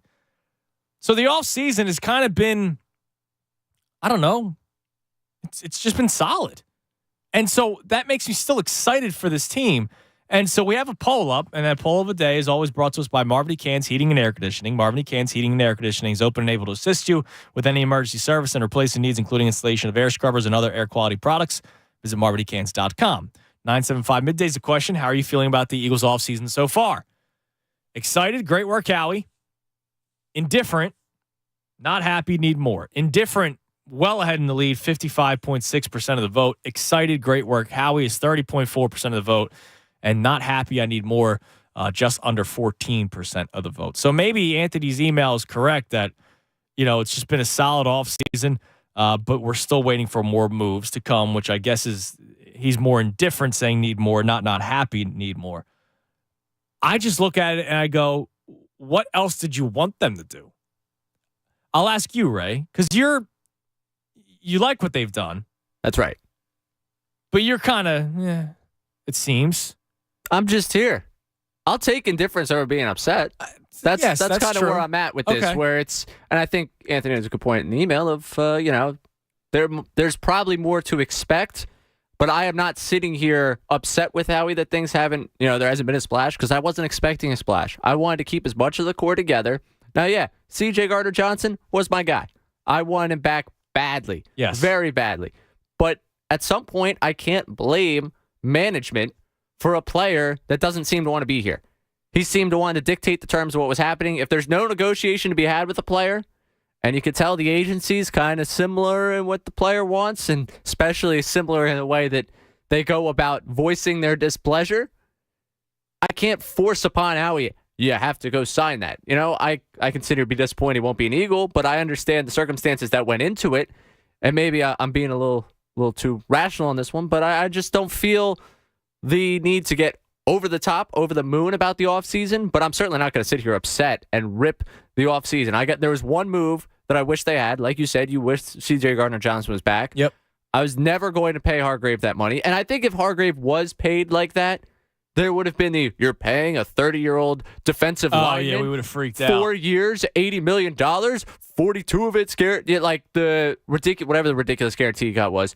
Oh, how could you do that? We got so many holes to fill. This defense going to fall apart like that. So I'm sitting here like, yeah, they took care of keeping the core together. The people that want to be here are here. Yep. And there's certainly some money it seems like they saved in those moves, and there's room for them to go do more, and I expect more, but I'm not going to sit here and rip the offseason. I'm not going to sit here and throw a parade over the offseason. I'm just kind of like, it happened. I like what's happened. I think the parade for me is that they're still good. Well, yeah, they're still good, but I don't think I left the season fearing that they wouldn't be good. I think I'm more confident than I was when they left the season. Were you with me that? No, Brendan was in with me that day where I kind of had that dark voice in the back of my head. I texted you that day. Going like, man, you have a lot of holes that you need to fill. And I look at it and I go, all right, the guys on defense that have left, Hargrave, as you just said, they were not going to pay him that money. No shot. TJ Edwards, I liked. I thought it was a great signing when they signed him to a 1-year deal last year. He ended up being your signal caller, important piece of the team. It might hurt that he's gone, but were you going to give him 3 years with 21 mil? No. I don't think so. Marcus Epps. Okay. 2-year deal with the Raiders. He got almost $8 million at signing, guaranteed. No. He's been a nice player, but he wasn't somebody that you were going to overpay. And then that's really it defensively, because you're White. People didn't really even like come the end of the season. Now they do. Yeah, now he's gone. That he's gone. Oh, what? But toward the end of the season, nobody really liked him anymore. All I saw was the videos of, look at him getting beat here, getting beat. It's kind of like the Darius Slay thing. Mm-hmm. Darius Slay leaves where we would all be happy that he would have left. Now that he's back, we're going to walk it back and talk ourselves into him being a good corner, which he is a good corner. Just leave it at that, okay? I'm glad that he's back, period. Don't let them know. I'm glad that he never left, okay? Offensively, all right, you lost Sam Malo. He got paid. What were you going to do? You got Cam Jurgens that's probably going to end up playing right guard. That's it. You have arguably the best offensive line coach, definitely of this generation, maybe of recent and you still have NFL 4 history. legit starters. Yeah. Right? Like, you feel great about that team. And then, of course, you lose Miles Sanders, but that was kind of expected. Like, nobody's shocked that Miles Sanders is gone, I don't think. Right? I would hope not. I would hope you weren't clinging to the. I think we all knew that Sanders this back. past year was the last year. Like, we all kind of knew that. So he's gone, and he was a talented running back. Sayamalu was a good right guard, but then defensively, it's like, all right, yeah, you lost 2 big guys in Hargrave and Chauncey Gardner-Johnson, but Hargrave you weren't going to pay, and Chauncey Gardner-Johnson gambled on himself, and it didn't work out. You're allowed to have concern about the holes they have to fill without ripping the offseason. I think there's a level between I'm concerned about where Hargrave's production goes and where really the interior of that defensive line is right now, and concern about the safety position, while also understand the magnitude of what they had to overcome to bring back the number of guys they did this offseason. It's 2 realities that can exist here. Yeah, I want to know what's going to happen with the interior of that defensive line. Yes. I do have a big question there. Yeah. With safety. But I'm not going to sit here and rip the offseason. I also don't think they're done. No. You got a draft, and then as our man Anthony said in the email, the post-draft too, which is where Howie does a lot of good work. And maybe that's part of my fault, is that I'm expecting that. Like, I don't think Howie's done. He's never done. No. He always makes an impressive trade. He always makes an impressive signing that we weren't ready for. We're always surprised. But did anyone expect A.J. Brown to be on the Eagles last year? No. That's what Howie does. In August, when there's a player disgruntled over a contract extension on a team that doesn't know exactly where they're expected to go next year, you know who the first person on the phone with that team's going to be? It's going to be Howie. Damn right it will be. It's a good point. So I don't know. I feel good. So that's how we started the show regarding the Eagles. We got into a conversation about the World Baseball Classic. I love it. Whoever doesn't love it, I need to know why. Like, what is it that you don't like about the World Baseball Classic? I saw all these, guys with lots of followers make the takes, like the guy from Barstool and Keith Olbermann saying some weird stuff, like to the point where it's like he was almost offended that the World Baseball Classic was happening. Like, why? What's the big deal?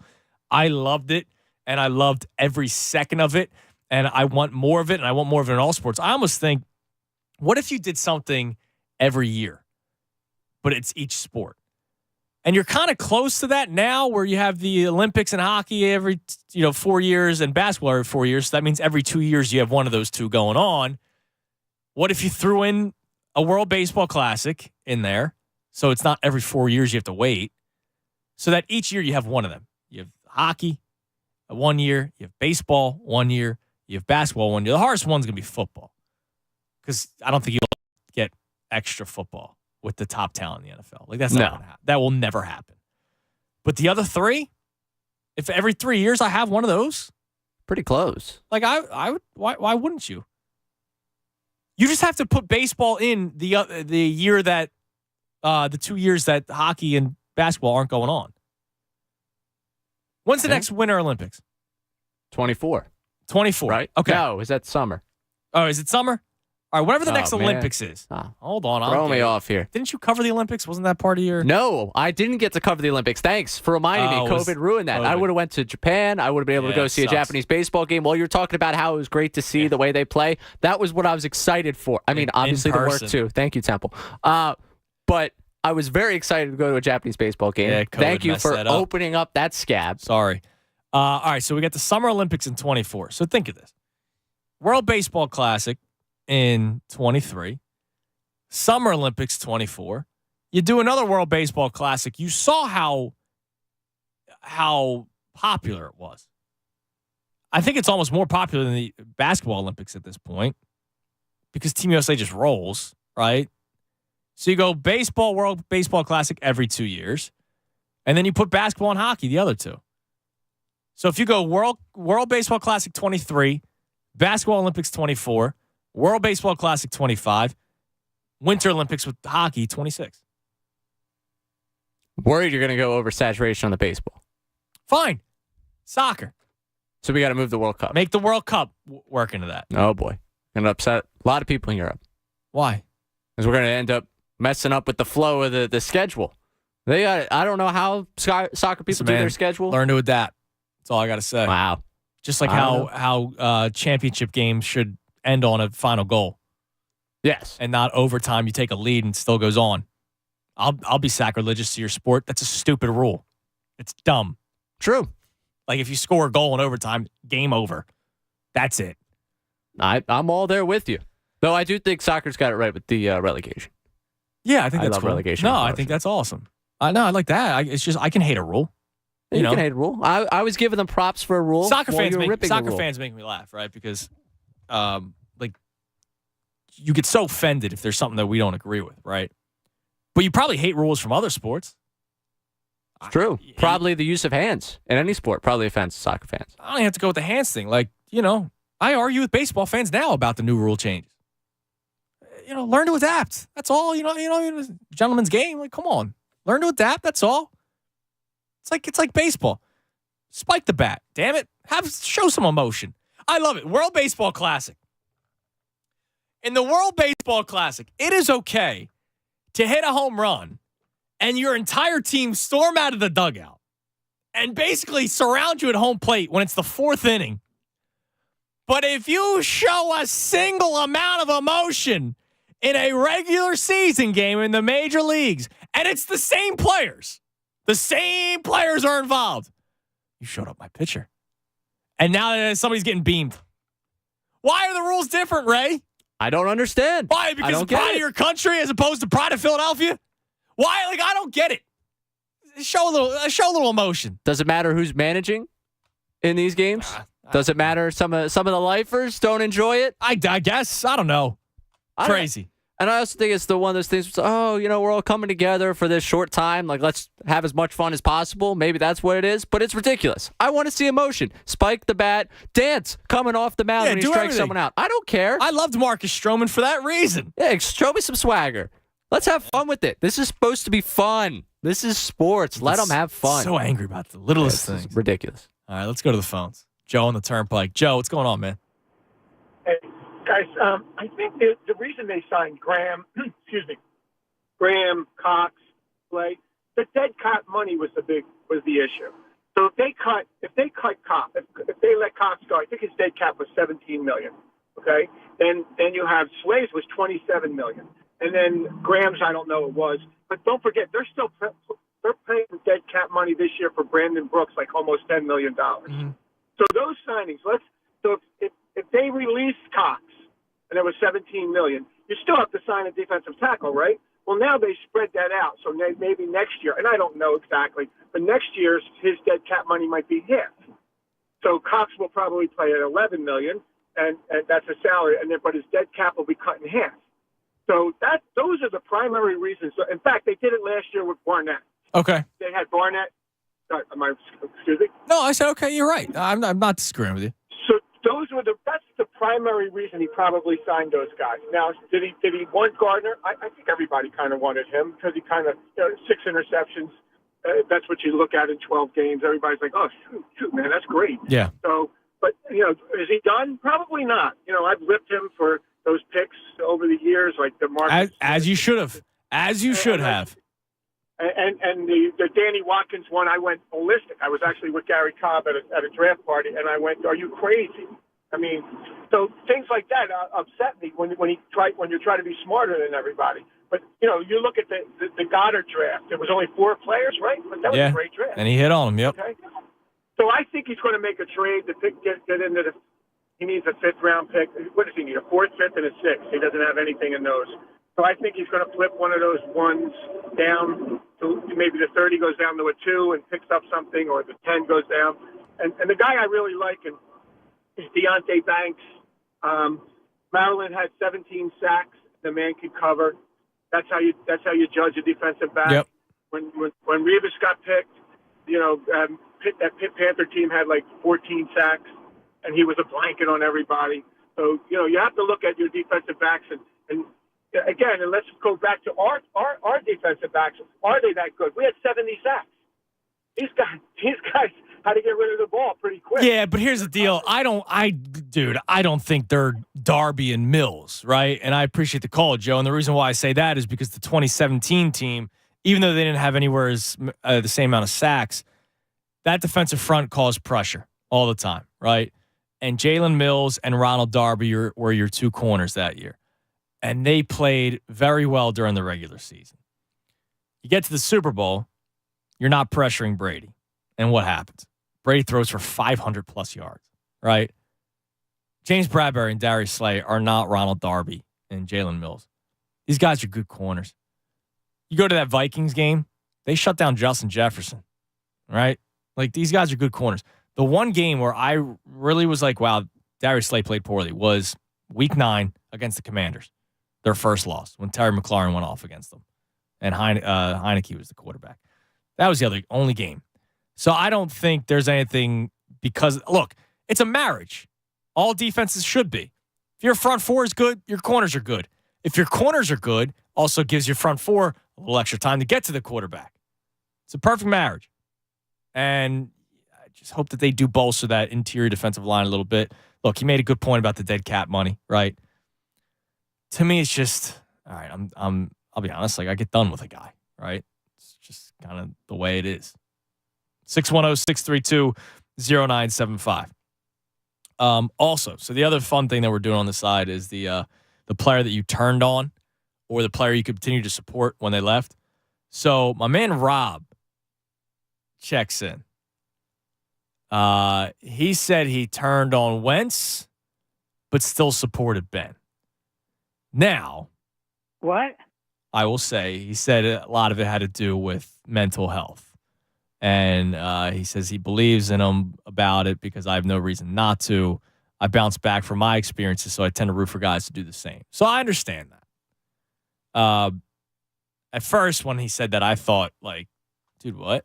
Because we had a guy a couple weeks ago call in and say the Sixers should bring back Ben Simmons, and I thought that was absolutely ridiculous. Vinny checks in. Jimmy Butler, he turned on. I did not. I will tell you, I was still a Jimmy Butler guy. I have since turned on Jimmy Butler. He's a fake tough guy who always has to talk about how hard he's working, and it bothers the hell out of me. Do I still wish he was on this team? Of course I do. When they first did not bring him back, I did not blame Jimmy Butler. I blame the organization. I did. But he's a fake tough guy, Jimmy Butler. He's one of these, don't roll up on us, and then you roll up and he's not there. He seems like one of those guys. How many of the leaks of, wow, he's in the gym, he's working hard, did it take for you to turn? Because it was the same story like every 6 weeks. The bubble. Okay, the bubble. The bubble. The bubble did it for you? He's dribbling that basketball at 3 a.m. So the bubble for me, the whole coffee thing, that was started to bring me back. I didn't like that. You didn't like that? No, I didn't like that. Oh, I thought it was funny. Why you be nice? Hustling coffee? Give the guy a cup of coffee. No, come on. Now, Vinny also said he continued to support T.O. That must, I don't know how you continue to support T.O. No, that feels wrong. Because I feel like nobody really knew the story until years later. Mike turned on Billy Wagner. Makes sense. Goes to the Mets. Supported Fultz. I didn't. I was so happy when he got traded. I know he had a nice night the other night. Fultz is one of these guys where if he has one good night, you get the tweets of, see? Still good. All right, he had one good night. A lot of Wentz's here, obviously. A lot of Scott Rowlands here, obviously. A lot of Papelbons people turned on. People didn't like Papelbon when he was here. That's an odd turn on him because he was not good by the time he was gone. And he... All-time saves leader. Oh, I know. Oh, trust me. I'm aware. All-time saves leader, Philadelphia Phillies history. Yeah. Nobody wants to hear that, though.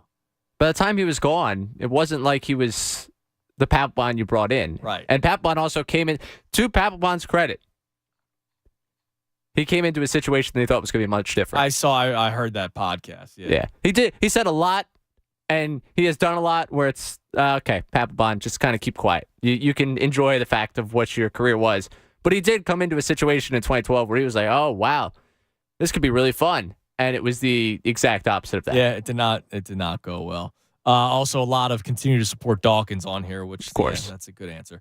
610-632-0975. We got more in store for you. I'm filling in for Anthony today. He will be back tomorrow. We'll be broadcasting live from Parks as the tournament resumes tomorrow. Speaking of the tournament, this March, protect yourself against upsets with Bracket Parlay Insurance on FanDuel Sportsbook in partnership with Valley Forge. Right now, all customers can get up to $25 back each day if your parlay of 3 legs or more falls 1 leg short. I gave you a parlay earlier today. I like Kansas State as the underdog, and I put UCLA and Alabama as a part of that parlay, right? So that's 2 favorites and Kansas State the underdog, okay?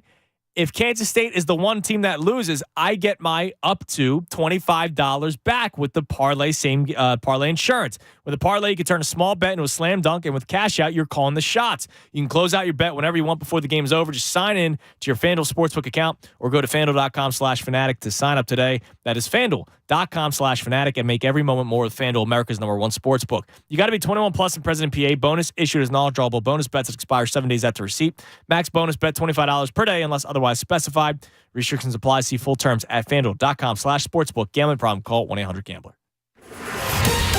Fanatic Sports Update. Sixers in Chicago tonight. I'm Ray Dunn, and this update is brought to you by Family Company Jewelers. Are you thinking about getting engaged? Get her a ring that'll light up her eyes. See Angela and team at Family Company Jewelers on Route 70 in Marlton, South Jersey's diamond destination. 76ers play tonight in Chicago. Second straight game against the Bulls as they look to bounce back from a brutal double overtime loss to them on Monday night. James Harden's availability is in doubt tonight due to Achilles soreness. You can catch the game right here at 8 o'clock on 97.5 The Fanatic. The Flyers picked up a win last night, 6-3 over the Florida Panthers. Travis Sanheim scored a pair of goals in the victory. And the World Baseball Classic, the Phillies showed up. The rest of Team USA, well, not so much. Trey Turner and Kyle Schwarber with a solo shots in the game as Team USA falls to Team Japan 3-2 in the tournament's final. Catch a special edition of Cuz's Corner on 97.5 The Fanatic tonight at 6 o'clock. This update's also sponsored by NJ Transit. The New Jersey Transit Police Department reminds you that we all need to work together to keep our transit system safe. Report suspicious activity to 888-TIPS-NJT or text your report to NJTPD. Keep it locked right here for the latest news and information. I'm Ray Dunn for 97.5 The Fanatic. It's the Anthony Gargano Show on 97.5 The Fanatic. Hello, Madame Dupree. I'm here for my fortune telling. Come, gaze into my crystal ball. I see financial stability. Nice. If you switch to T-Mobile, because you can get their price lock guarantee, so they won't raise your rate for talk, text, or data ever. Wow, ever? Verizon and AT&T don't have that. And I see a free Samsung Galaxy S23 Plus and no trade-in required. No trade-in? Hey, wait a sec. Do you also work at T-Mobile? Well... Get the new Samsung Galaxy S23 Plus at T-Mobile, free on our Max plan when you switch. No trade-in required. Plus, you get our price lock guarantee, so we won't raise your rate for talk, text, or data ever. With eligible port-in, $800 via 24 monthly bill credits and $200 virtual prepaid card rebate, plus tax for well-qualified buyers. Contact us before canceling service to continue remaining bill credits or credits stop and balance on required finance agreement is due. Register prepaid card code within 30 days. Allow 8 weeks. Price lock exclusions like taxes, fees, select promos, and third-party services apply. Details at T-Mobile.com. Hey, I'm Andy. If you don't know me, it's probably because I'm not famous. But I did start a men's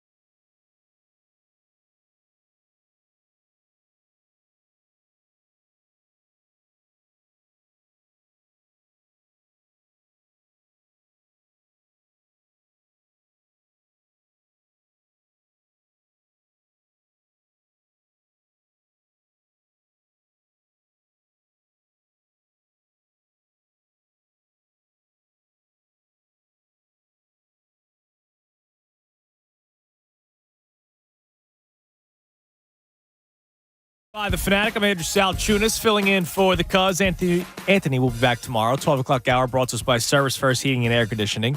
Get 0% financing for 72 months and a $500 rebate when you purchase a complete heating and cooling system from Service First. Learn more at servicefirsthvac.com. Ray, I just read something that got the juices flowing. Oh, no. In a good way. Oh, good. First, let me tell you that Jeff Passan just put out a tweet that MLB did send out a memo. They are not making any changes to the pitch clock rule. I know it's still heavily debated, but it is that will remain the same. So I just wanted to get that out there. But I just read something. There is a new entertainment thing, I guess, coming your way. Now, who knows when here. But Nolan Ryan partnered with people who are turning like a Topgolf into a baseball experience. Oh, yes. So this is awesome. Apparently there is already one located somewhere. I'm trying to find in the article where it's located. But, Texas? Well, there's going to be one in the second one will be in Texas. Okay. I imagine because Nolan Ryan's a part of it, I think the first one is also in Texas. And they're already set to open up a third one later this year in Pompano Beach in Florida. So by the end of this year, there will be 3. There are 80 Topgolfs around across the world. They're already at 3 here for this baseball one. And this looks awesome. It's going to be just like Topgolf, full service restaurant. There will be 3 bars. And there will be 12, so you're going to have to expand on that because, Topgolf, how many bays are there now if it's 3 levels? There are 12 virtual batting bays. There will be a beer garden baseball mini field for wiffle ball. So I guess you rent that and you play wiffle ball with people. They'll have live music, and there's also going to be a dog park so you can bring the pup. I watched a virtual tour of the second one that will be opening soon, and it looks awesome. It looks like outside of Xfinity Live meets Topgolf meets, beer garden, all over. It looks really cool. 46,000 square feet, this one that will be in Texas. Now, the one thing that disappoints me, they only have one speed. It's like a machine will be soft tossing you 7 miles per hour. So you can't go 7 so that everybody can play. Because look, Topgolf, you don't have to be a good golfer to playing Topgolf. Nolan Ryan invested in something where it's throwing 7 miles per hour. Yeah. Come on, buddy. Yeah. Come on. Now here's the reason why. And one of the partners, his last name is Bambrick. Okay. Nobody wants to step in front of a 70-mile-per-hour fastball. That's true, I do. But you don't want to put on the sweaty helmet that's already been used. So if you go to a batting cage, which there are still batting cages, and you have to wear the helmet, you've worn the helmet that's been worn by everybody all day, right? So the point of it is they've just gotten rid of that. No cages because nobody's going to hook one, left or right, depending on your side of the bat. And they're doing the screen. So if you do the 5-iron golf, right, that's the thing where you can play at Augusta, right? You hit the golf ball. They're going to have all the ballparks, Major League ballparks. You can try to hit home runs, virtual home runs, and all that kind of stuff. And they'll have all the games set up.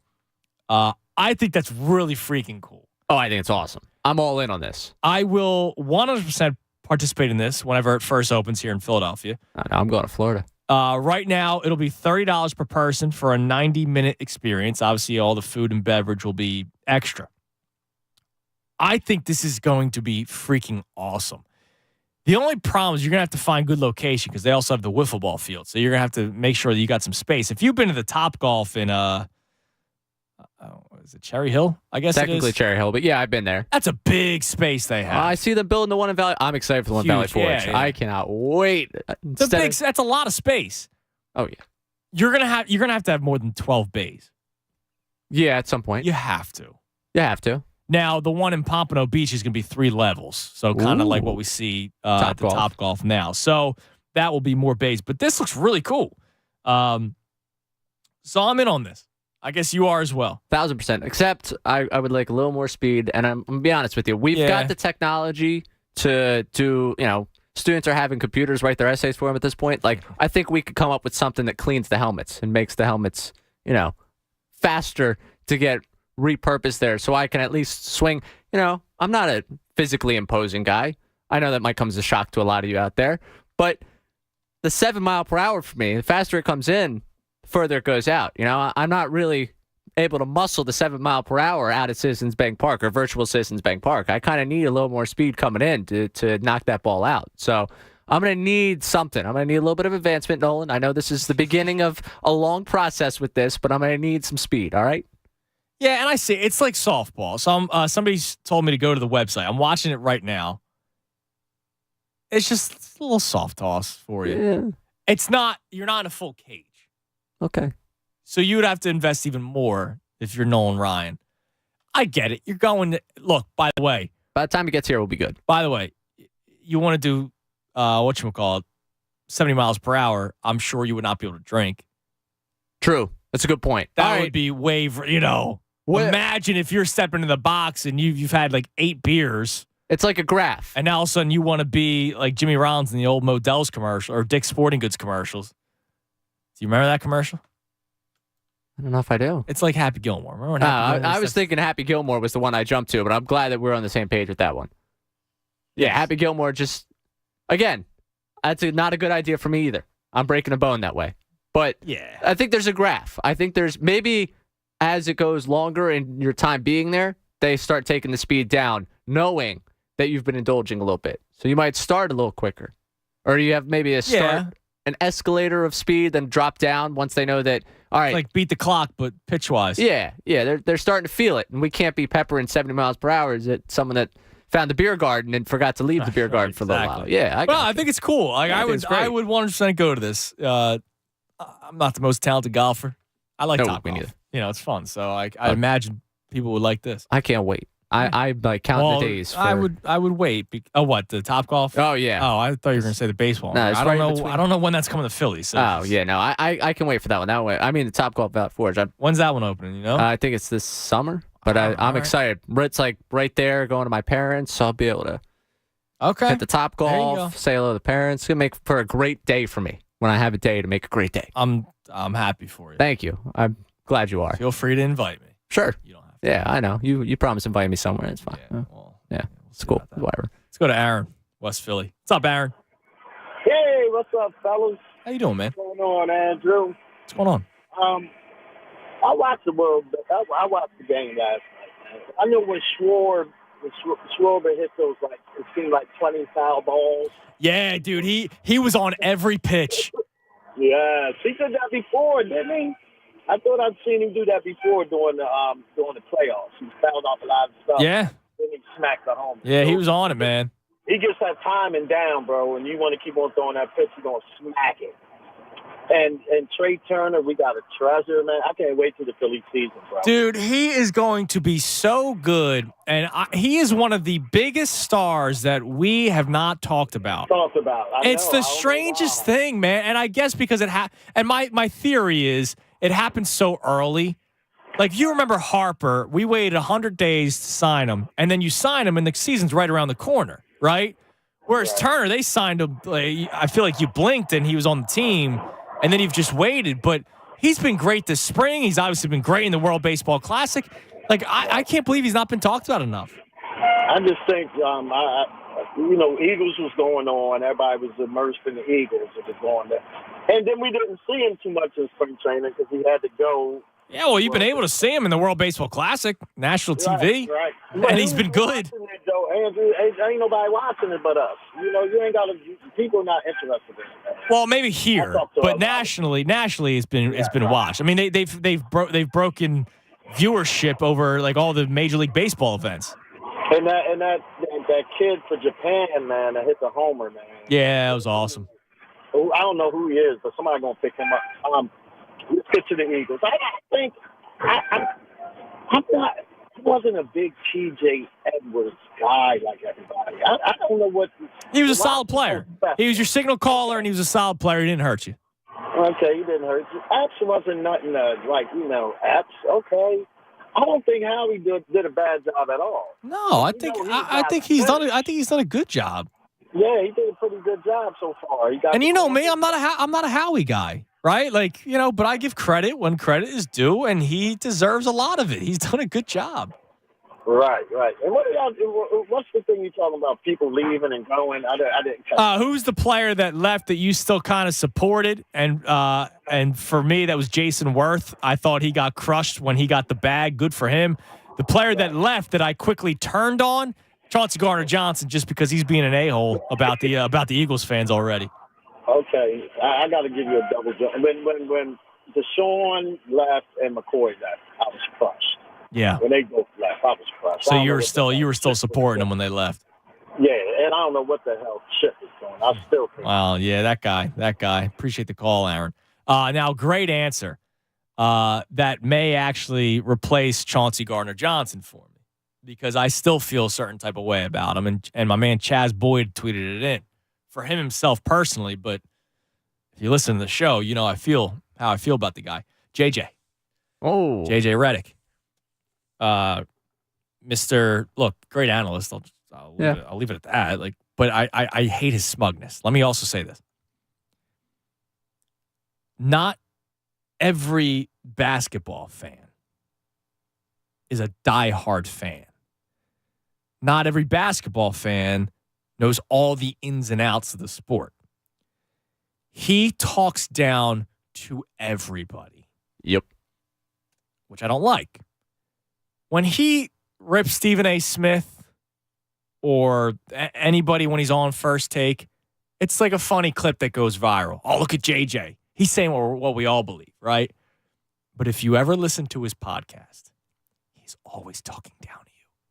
Basketball fans don't really get, exactly. Every time you listen to a single episode of his podcast, he's talking down to you. Prime example, the Ben Simmons one.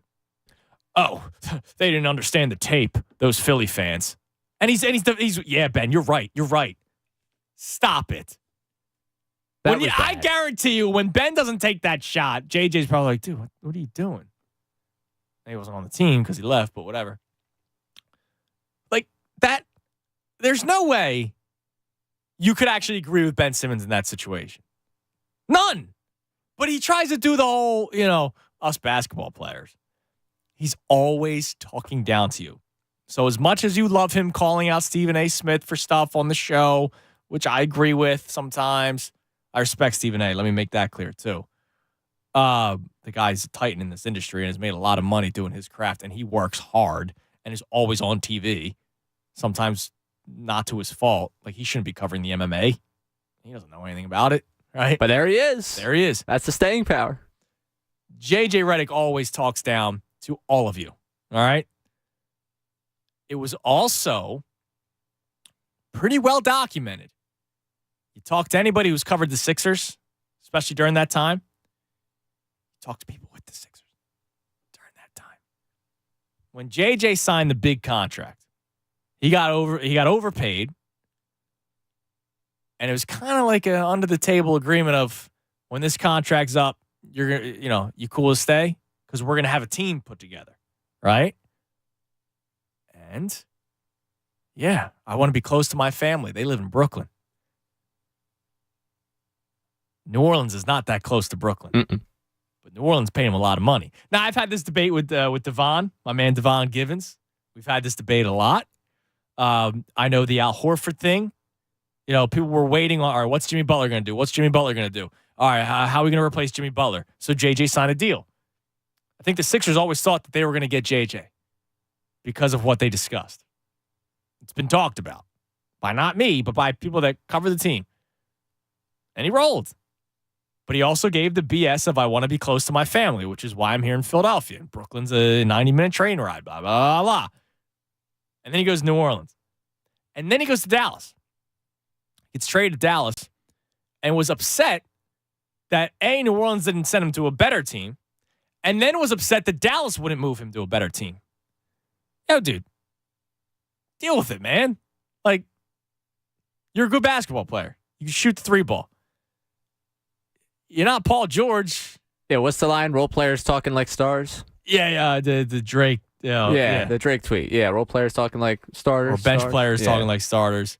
Doesn't like it. Like, look, he's a starter. Was, because toward the end he wasn't. But he's a guy that when he left, and it was more so the Crazy X thing, where I was like, dude, what are you doing? Because when he left, they desperately needed him. Mm-hmm. Like he was the spacer that you needed. But there was also that fishy, like he lied kind of deal about when he took the contract with the Sixers, and now I don't like sometimes his pompous attitude. The smugness for me is a Duke thing. 100%. I equate it with Duke. When he calls games, he's fantastic. Yes. He's great. But no, I rooted against him when he left. And I remember, wow, it's a good little team they got here. It was Zion and Brandon Ingram. You bring in the veteran and JJ Redick. I rooted against them heavily. And process this. Didn't work out for him. So that picture of him, Tobias. Yeah, that's fun. Let's go to John and Royersford. John, you're on the Fanatic. Hey, how you doing? What's up, John? About the Sixers. I am having difficulty understanding why they handed that game to the Bulls on a silver platter. Let me explain. Harden was hurt. Mm-hmm. Harden was hurt. Doc Rivers admitted it after the game. He did, and now he's questionable tonight. Yep. Right. Okay. That's and he was out the game before that. But why did Rivers keep him in the game when he was hurt? Because James Harden probably said, "I'm good to go, coach." That's I think he's got it written into his contract. Don't take me out, because he is a problem down in Houston and Oklahoma City and the Nets. He's a problem. We got a problem. I don't know if it's as big as it was, but he's I'm not calling him a cancer, but he's a problem. Who, James Harden? Yeah. James Harden is having one of the best seasons of his career this year. I know. He's great. Okay, but why? The thing is Sixers are 48-23 this year. Right, they're great. I love them. All right, so you're upset that he stayed in the game when he was banged up. To me, I go, hey, look, I give the guy credit for wanting to keep on going. And unfortunately, they lost in double overtime to a Chicago Bulls team, and you're still the third seed in the Eastern Conference. Had he been pulled out of the game and they put somebody else in, who, Shake Milton? I don't know. But the way he was playing, couldn't pass the ball, couldn't shoot the ball, couldn't run really well. He had a bad game. Yeah. And he's getting paid a lot of money, so you're going to keep him out on the court. He had a bad game, John. It's okay. I know that. Okay. Well, anyhow, I hope they don't hand them any more games when people are hurt and they don't yank them out of the game. Well, I did have a question, and so, John, thank you for setting that up. I was gonna say the Sixers should be very careful with him the rest of the season. Because he is such, as much as you think he's a problem, he is a huge part of this team and their chances of having a successful playoff run. I would be very careful with his health the rest of the season. Yep. Okay, you take care. All right, thanks, John. Yeah, he's not a cancer. He's not a problem. No. Do I not like that he's already thinking about leaving? Of course, I don't like that. Am I also kind of thinking, all right, then let's go balls out last year together? I am. Do I think it'll be the worst thing if he leaves? I don't. I just hate that that's already the mindset. He did not have a good game against the Bulls. He was 0 of 6 from 3, 2 of 14 from the field. He has had a tremendous season, underrated season by Sixers fans, let alone the NBA. Because we always know this, the Sixers get slighted. Sixers fans have underrated James Harden this year. He has been tremendous. The guy is averaging just under 37 minutes a night. He is out there every night balling. And because he had one bad game because he was banged up, you think he's a problem. My question for John, if I had more time with him, would have been, did you think he was a problem, any of the previous games? He's had a great month of March. Going back to that Bucks game, where he's 5 of 9 from 3, 11 of 26 from the field, 38 points, 10 assists, 9 boards. He's had more games like that in the month of March than the game he had against the Bulls. He had one bad game. Let's take a deep breath and not overreact just yet. But I want to say this. Look, you don't want to mess around with a sore Achilles. Look at the guy that I work with. All right? He's walking around in a boot. Okay? You don't want to mess around with a sore Achilles. I know the Sixers have a very, very difficult stretch to close out the season. And I also know that the Sixers are in striking distance of not only surpassing the Celtics for the 2 seed, but, theoretically, mathematically, you could still catch the Bucks. I don't think that's going to happen, but look, it's still out there. The Sixers have a schedule of one more against the Bulls, then the Warriors, Suns, and Nuggets all on the road, at home against the Mavericks, who beat you not that long ago, at home against the Raptors, in Milwaukee, home against the Celtics, home against the Heat, and then you close out the season with the Hawks and the Nets. The majority of those games are great test games for the playoffs. I said this a few weeks ago. I'm glad that they go out on a difficult note because I think that's going to get you battle tested for the playoffs better than last year, where if you look at last year's schedule, 6 or 7 of the last games were against teams that were nothing, right? To me, I'd rather them have to keep on playing and playing against these tough teams and getting ready for the playoffs. And then you have those 2 last games where you can rest a lot of guys. I'd rather it be 2 than 7. As difficult as this stretch is, and even though you're in striking distance, if James Harden is battling with an Achilles injury in the playoffs, you're not winning anything. Just like when he was battling with a hamstring injury last year, you didn't win anything.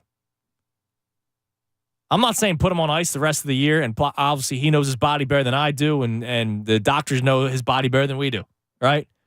Maybe better than he does, right? But I'm taking my time with James Harden. To the point where I might almost say, you know what? Next 4 games on the road, you're staying home here in Philly, James. I know that would bother people because nobody wants to do load management and all that kind of stuff this late in the season when you have a difficult stretch. But if he's not right, come playoff time, you got no shot. I might sim the next 4 games.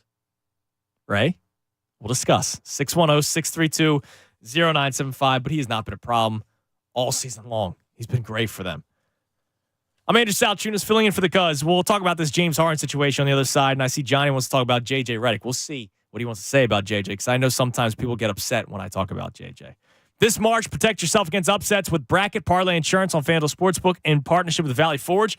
Right now, all customers can get up to $25 back each day if your parlay of 3 legs or more falls 1 leg short. With a parlay, you can turn a small bet into a slam dunk, and with cash out, you're calling the shots. You can close out your bet whenever you want before the game is even over. Just sign in your FanDuel Sportsbook account or go to FanDuel.com/Fanatic to sign up today. That's FanDuel.com/Fanatic. So I told you, Bama, UCLA, 2 big favorites, and Kansas State, an underdog. If I made that as my 3-leg parlay, and if Kansas State is the one team that doesn't win, then I get my $25 or less back. Make every moment more with FanDuel. It's America's #1 sports book. You got to be 21 plus and present in PA. Bonus issued as non-withdrawable bonus bets that expire 7 days after receipt. Max bonus bet $25 per day unless otherwise specified. Restrictions apply. See full terms at FanDuel.com/sportsbook. Gambling problem? Call 1-800-GAMBLER. Fanatic Sports Update. Sixers looking to bounce back. I'm Ray Dunn.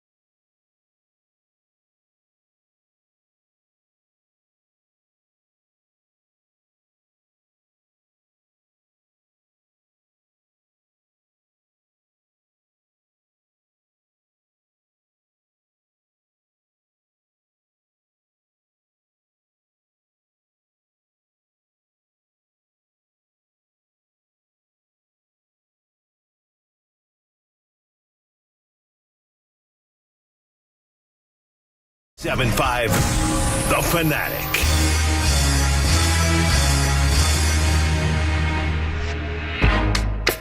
$12.50.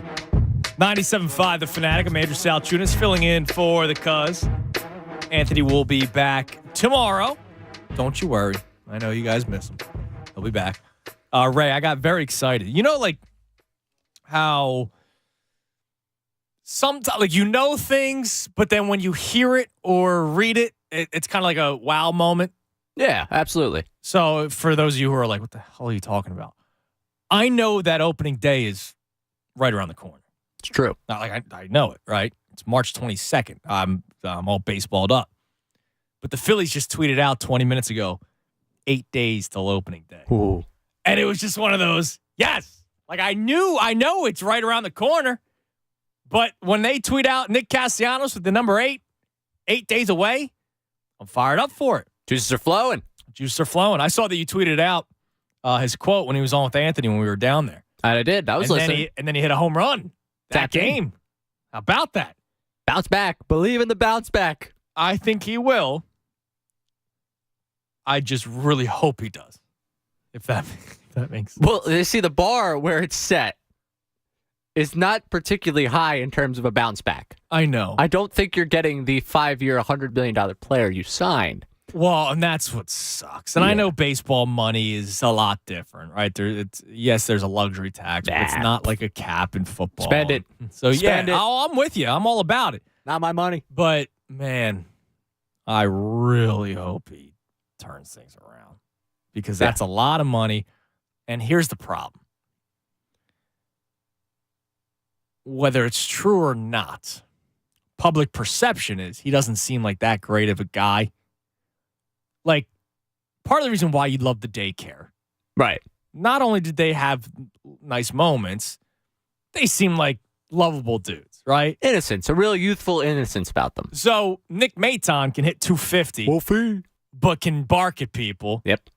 Nick Castellanos bats 250, but gets into it with Jim Salisbury. And it's, whoa. Oh, by the way, how much money is getting paid. But look, we talked when he came by. It seems he's a normal dude, right? Probably. But he puts on that too cool for school face, kind of like Ben Simmons, right? And so when things aren't going well and you got the too cool for school look, and then I didn't really like the comments earlier this year. Remember he hit a home run in his first preseason game, and then he kind of gave the whole, new city, had a baby, and blah, blah. Oh, yeah, like pushing last year off to the side. Baseball became a job for me. I'll be honest, dude, when you have to tell me that playing a sport is hard, it is hard work. You're away from your family. You're grinding every day, right? You're playing through injury. I get all that kind of stuff, right? But 99% of the world would kill to have your job.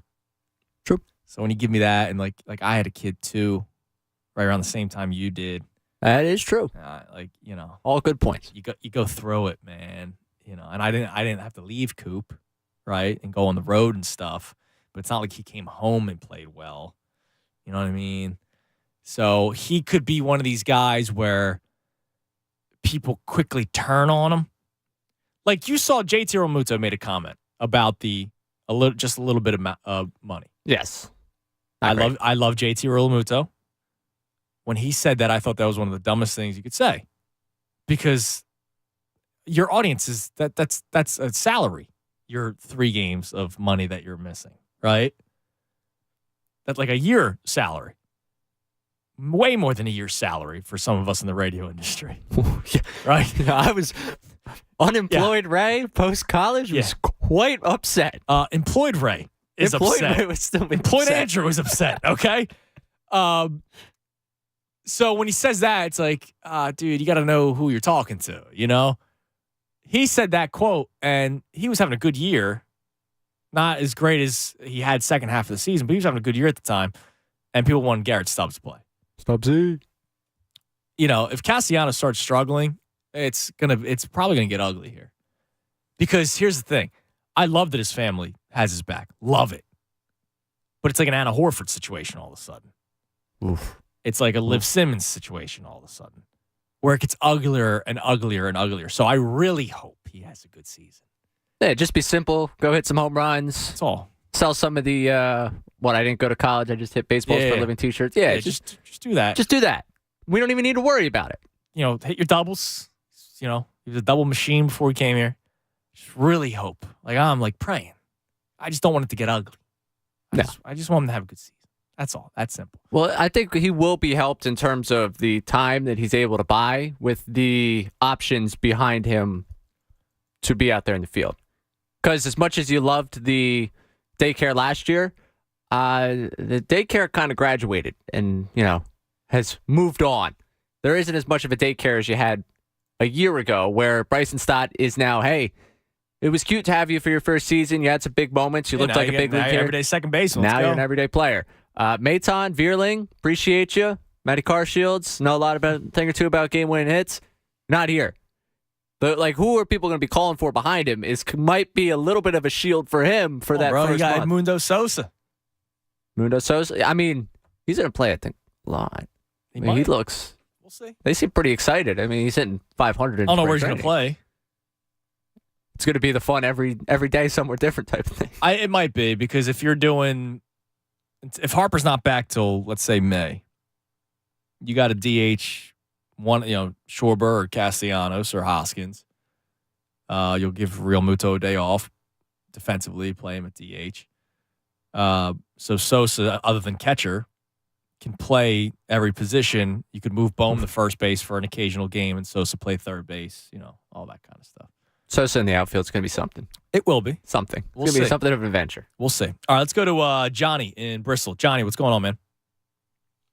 Well, first thing, Harden, if the Sixers go as far as he does, I mean, if he doesn't do, it's all up to him in the playoffs. I think we all agree on that. Yeah, thank you for bringing that up. So I do want to talk about that some more after your call. I think they need to put him on ice for a little bit, man. If he's dealing with already Achilles soreness and he already missed a game because of it, and then he had the injury, that happened against the Bulls, and he's questionable tonight. Look, unless his body's fine, then you play him, but I would be careful with him at this point. Yeah, I just think if he's got to be like old Harden, not old age Harden, old Rockets Harden. I don't need Rockets Harden. I need year one Brooklyn Harden. When the limited time that Kevin Durant and Kyrie Irving and James Harden played together, and he was scoring 16, but he was giving you your 15, 16 assists, and he ran point for that team. I don't need 40 points a game, Harden. I need a guy that can hit a couple threes a game, and then obviously facilitate an offense. That needs a good facilitator, because when he's out, you see them struggle. Yes. Now, can I get to this Reddit comment? Yes. All right. So I can't stand Duke. I'm a diehard North Carolina fan, and I met him at a DraftKings event. I'm not sure if I should say that with your FanDuel. That's fine. But so I met him at the DraftKings event on Friday at City Tap, and I went up to him and I was like, "Dude, I can't stand Duke. I actually hated you, but ever since you ripped on Perkins, I actually, I don't mind you." So he was like, "Oh, thanks a lot, man." Everybody went up to him and said basically the same thing. And then an hour later, comes over, he sits down with me and my dad, starts doing shots, bullshit with us for about an hour, drinking beers with us. So, as much as the NBA stuff, I think he's all right dude, actually. Yeah, he probably is. But then I don't know where he went. Did you hang up on him? I know he cursed. Yeah, we got rid of him. Dumped it. I'm sure he is an all right dude. I've never, look, doing this job, I always say a couple of things. I always feel a pang of guilt when I criticize a player for performance. Because look at me. Here I am, right? When I criticize a baseball player, look, that was my sport and I only got so far, right? I'm not going to talk about the member of the media that had that jump shot the other day. I'll leave that one be. Oof. Oof. Oof. Come on, bro. Ugh. At least I got a jump shot. Ugh. And then I don't know these guys personally, right? A lot of them. You get to know a few here and there. He might be a great dude. Matisse Thybulle seemed like a great dude. I hate him. didn't like his play, and I didn't like the shots that he's taken at the Sixers since he's left because he had one good game in Portland. JJ might be a great dude, but I do think he talks down to everybody when he does his podcast. People watch basketball. They don't know the game of basketball. I think he talks down to everybody. And there was, if you talk to anybody, a little bit of an agreement that he got paid heavily by the Sixers and that he would take a smaller deal once the team was put together. And then he did not do that. And he went to New Orleans to be closer to his family that lived in Brooklyn. And that's all. But he's probably a good dude. Sure he is. Seems like a nice guy. Seems harmless. Right? I'm not a huge JJ guy. I like the basketball analyst. Do you know him? I mean, you don't know I don't know him. him. Oh, yeah. No, I don't know him. I only know what he has portrayed and what he has shown me. And what he's shown me is, I'll pass. You know? He talks about, getting a round of shots. If I was going to get a round of shots with an athlete or a round of beers with an athlete, I don't think JJ's part of my top list. It's nice to meet him. Nice to see him. But I got other. I'd probably have a beer with JJ. I would never have a beer with Carson Wentz. I remember having that conversation before. Yeah, no. I would never want to hang out with Carson. No, that wouldn't be I just thought he was going to be a good quarterback. Yeah. No, I wouldn't enjoy that. Like, I always thought that people liked Jalen Hurts so much and ignored his play, his first full season as starter, because he seemed like a normal dude. Whereas Carson was, like, weird. Cool. Yeah, I think cool. even more than normal. I think we got to give him the cool factor here. Yeah. He has the cool Carson factor. Carson was just a geek. Yeah. Again, I'm not going out hanging out with Carson Wentz. No, I'm not hanging out with Carson. I'd hang out with probably anybody on the Phillies. Except, trying to think. Who would I want to hang out with? I don't know. Does JT seem like a fun guy? Not really. He seems like he's kind of dragged along to the party. Yeah. He has a good time when he gets there, but it Yeah, I seems think like you're right. they're like, JT, come on, let's have some fun. He's like, all right, fine. I would You love to down have with partied with Gene. Oh, yeah. He would have been a fun guy to party with. Obviously, Stott, Bomer, all those guys. Daycare guys. Yeah, they seem like a party. That's a party. Yeah. They Stubbs, seem like a party. Stubbs invite anywhere. Not hanging with Aaron Nola. He might put me to, like, if I'm trouble sleeping, I might like call him and be like, "Hey, Aaron, can you talk me to sleep?" Wheeler, I love Zach Wheeler. I don't think I'd want to party with Zach Wheeler. Does he look like a guy you would want to party with? No, I'm trying to think the pitching staff who I would want to party with. Ranger brings the excitement. Alvarado after a big outing. Oh yeah, dude. The way he gets fired up, be all in hanging out there. Hey, he was great. He was hammered. Philly, this was for you. Yeah, that was great. That was awesome. Yeah, I'd hang out. I would hang with Alvarado. I don't know Kimbrel yet. I got to hear him talk more. Yeah, I need him to put the arms around the city before I start saying I'll hang out with him. I still got memories from past franchise. So. Yeah, what are you gonna do? Hey, listen, I'm happy to have him. Don't think he's the end all be all. Like some people we got in this conversation. I think it was Connor, Tom, and I on one of the Sundays, going back and forth about Kimbrel being here. It might have been while the kids were running the show over winter break. We were talking Craig Kimbrel, but I like him. Okay. I don't need a beer with him yet. I think there's enough regulars where I'd want to grab a beer with.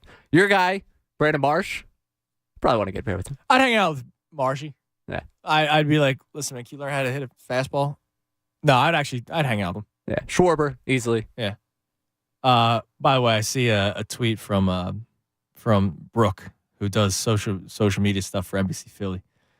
She was listening to the show and said someone called to say Harden is a cancer because of one bad game. People are insane. Yeah. I don't know where that guy came from, John Royersford. I really don't. James Harden has been tremendous all season long, and I still think he's been underrated by Sixers fans this year. And I'm not just using John as an example. John thinks he's a cancer on the team because he played through injury. If anything, it's the first time that somebody's ever played through injury that we criticized. How dare he play through that injury? He's a cancer to the team because he wants to will them to victory. Now, then again, there were people that complain about Joel Embiid's performances in the playoffs last year when he was wearing a face mask because of his second orbital bone fracture. Also had injuries on both hands, but we'll ignore that one too. People called him soft for some reason. But a cancer for playing through an injury, that's a first. That's a first. Like, how dare he play through that injury? He's hurting the team. Which one's better for you? James Harden's a cancer because he played through injury, or it's time to bring back Ben Simmons? Yeah, exactly. Come on, guys. 6-1. Sometimes we need to sit down. Like, 2 minutes on a phone call is not long enough sometimes. Because I need to know, like, grab a beer with John. Like, John, why? Like, what's your problem with James Harden? It can't just because he played through injury. Let's go to Chris in Havertown. Chris, you're on the Fanatic. Chris. Hello. What's up? Hey, I would like to talk about the Eagles running back room. Oh, I'm hearing a lot about the Bijan Robinson, and it makes some sense.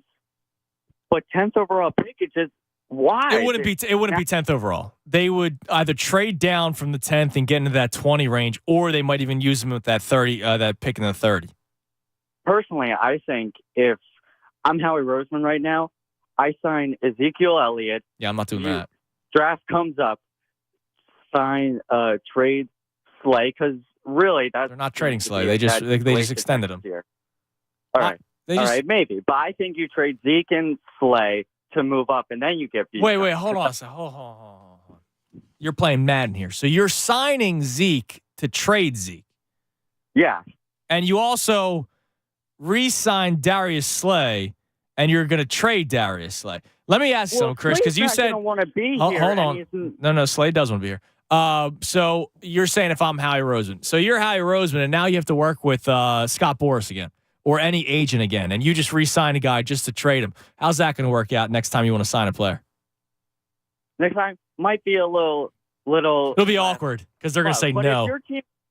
If your team is winning, and you're willing to make the big time payment, are these agents really going to dislike your? Well, what if you're not making the big time payment? What if you're like, hey, we need this one guy to win the Super Bowl, and we'll give you $6 million? He's like, well, he's getting $10 million elsewhere. And remember that time you did that thing with Darius Slay where you signed him just to trade him?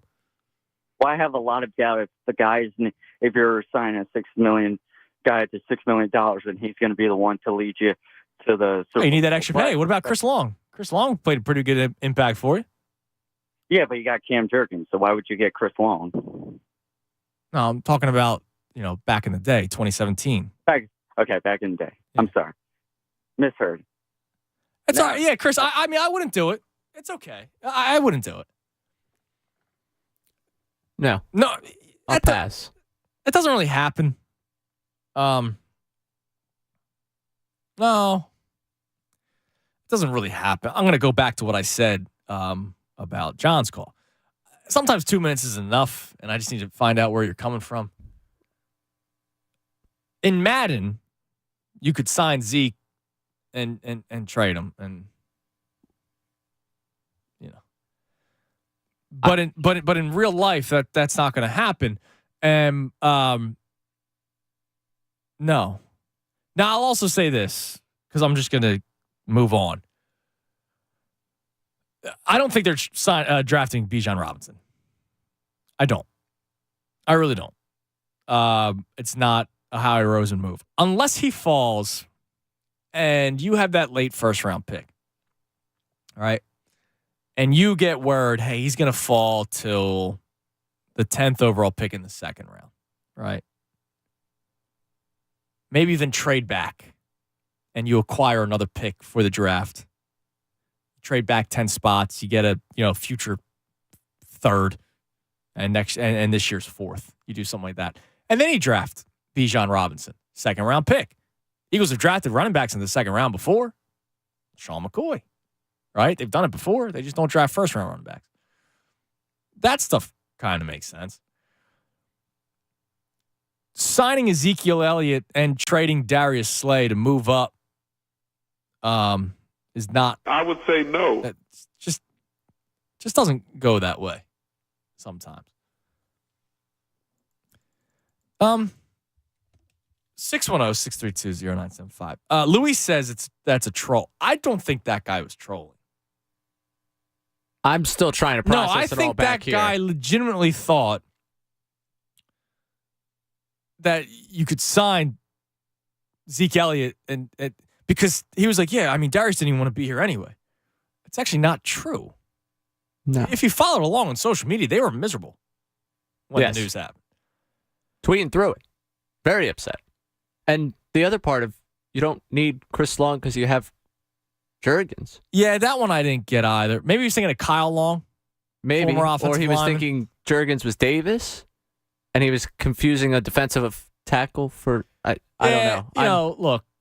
I'm having a tough time back It's Wednesday. It's already the midway point of the week. Yeah. Let's get over the hump on this one. Monday, Tuesday could have been rough for him. So I'll just, 6-1. So look, there's somebody on Twitter who I love, and to that Brooke tweet that I read, 97.5, and somebody quote tweeted it, who I've gone back and forth with positively on social media before, said your first mistake was listening to 97.5, right? Oh. To which I sent him the emoji of the sad looking face, and he said, my bad, some of you guys are cool, but the callers are ridiculous. Well, I'll stand up for the callers. We got some good callers. I'll stand up for a majority of them. Not that one. 610-632-0975. We got one segment left. And we're going to close out on a great note because I see Ian and Dustin and my man Ben, Montgomeryville. So I know we're going to close out this show on a great note. Dustin likes the idea of signing Zeke, but I'm guessing not to sign him and then trade him at the draft. We'll discuss. This March, protect yourself against upsets with Bracket Parlay Insurance on FanDuel Sportsbook in partnership with Valley Forge. Right now, all customers can get up to $25 back each day if your parlay of 3 legs or more falls 1 leg short. So if you were like me and you had a decent parlay going and you thought you were going to win, actually you didn't think you were going to win because Virginia lost pretty early on, but then all the other legs hit. And you were like, damn you, Virginia. If you were the only team that won, I would have won a nice pot of money. But hey, that's old news. But thankfully, Sportsbook and Parlay Insurance, I got up to $25 back with the Parlay Insurance. With the Parlay, you can turn a small bet into a slam dunk, and with cash out, you're calling the shots. You can even close out your bet whenever you want before the game is over. Just sign into your FanDuel Sportsbook account or go to FanDuel.com/Fanatic to sign up today. That's FanDuel.com/Fanatic and make every moment more with FanDuel, America's #1 sportsbook. You got to be 21 plus and present in PA. Bonus issued as knowledgeable bonus bets that expire 7 days after receipt. Max bonus bet $25 per day unless otherwise specified. Restrictions apply. See full terms at FanDuel.com/sportsbook. Gambling problem? Call 1-800-GAMBLER.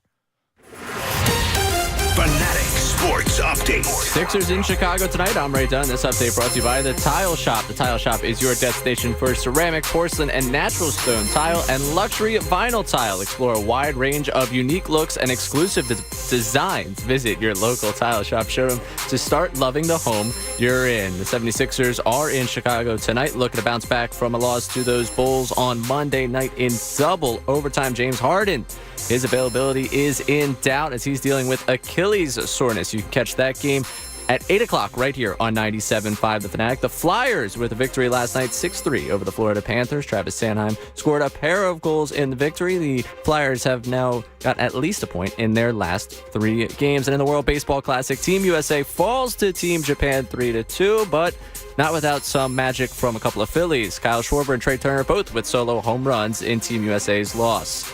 You can catch a special edition of Cuz's Corner at 6 o'clock right here on 97.5 The Fanatic. Keep it locked right here to 97.5 The Fanatic because I'm Ray Dunn bringing your sports update.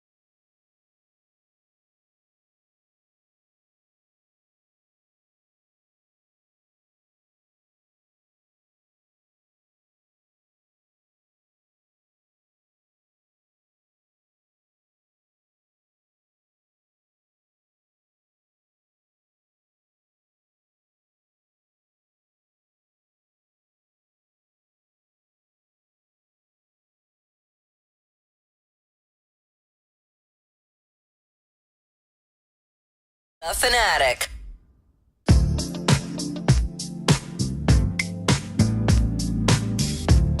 $121, 97.5 The Fanatic. I'm Andrew Salchunas filling in for the Cuz. He'll be back tomorrow. Final segment today for myself. Ray Dunn producing the show. You got the best show ever coming your way next.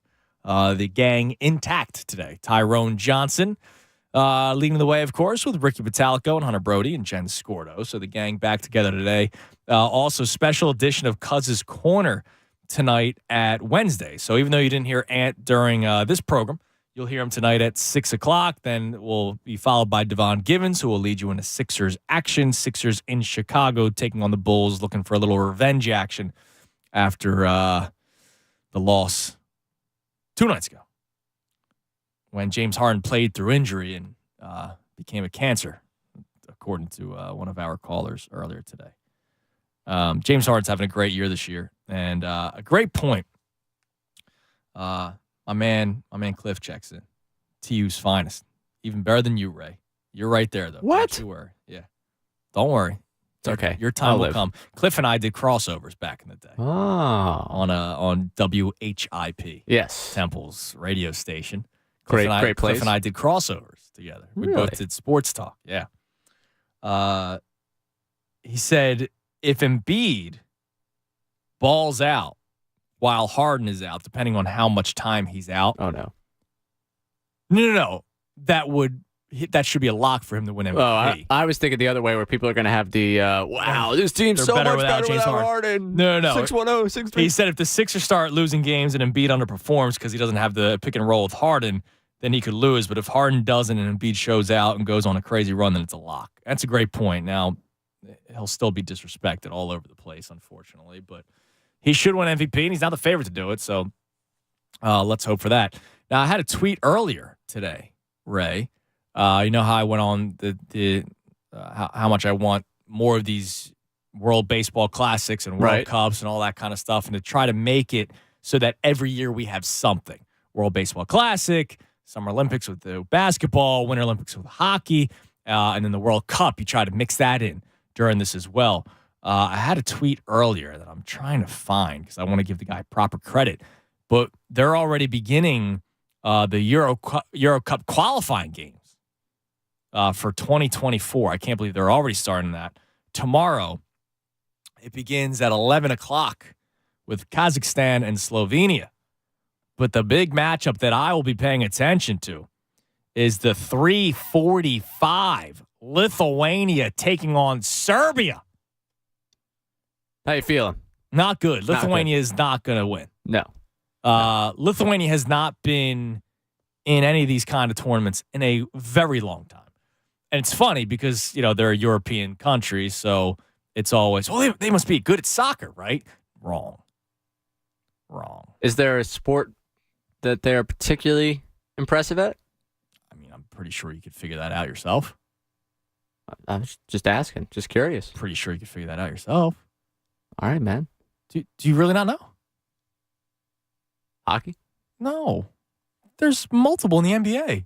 Oh, basketball. Yeah. And they're usually, they usually get bronze in the Olympics or they're in the bronze medal games. Last year, they broke my heart. They did not make it into the Olympics itself, actually.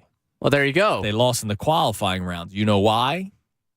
Because Luka decided to play. And Luka just went off and beat everybody in the qualifying game. So Lithuania, for the first time since '92, was not in recency bias on my part. Hand up. Yeah, okay. Didn't see him in the Olympics. Look, come on, man. Lithuania, that's the sport. That and volleyball. But, right. Because I was expected to know about their history, long-touted history of being good at volleyball. There's a great women's swimmer that has won gold. Had when she was like 16 in the last Summer Olympics. There's a boxer. And, of course, the OG viewers of ESPN would know this. There was always like 2 in the World's Strongest Man competitions. Really? Always, dude. Like lifting up the big boulders. Yeah, dude. They were always in there. I know a guy. Hand God. All right? There's a guy that goes to my church and it does all the Lithuanian stuff. barely speaks a lick of English, has been in the United States for a long time, don't know, barely speaks a lick of English. This guy is gigantic. Doesn't look all that muscular, but looks like country farm tough. Nice. He was out there working with the potatoes before he came over here, right? There was a cast iron fryer that we have because fried potatoes. Right. It's like the latkes that people know about, but it's the potato pancakes. That's what we do. And it's huge. It's actually two. It goes on top of two burns, but it's connected into one. There was like 6 of us trying to get this thing down off a shelf. And, stop. It comes up. This guy picked it up over his head. By himself.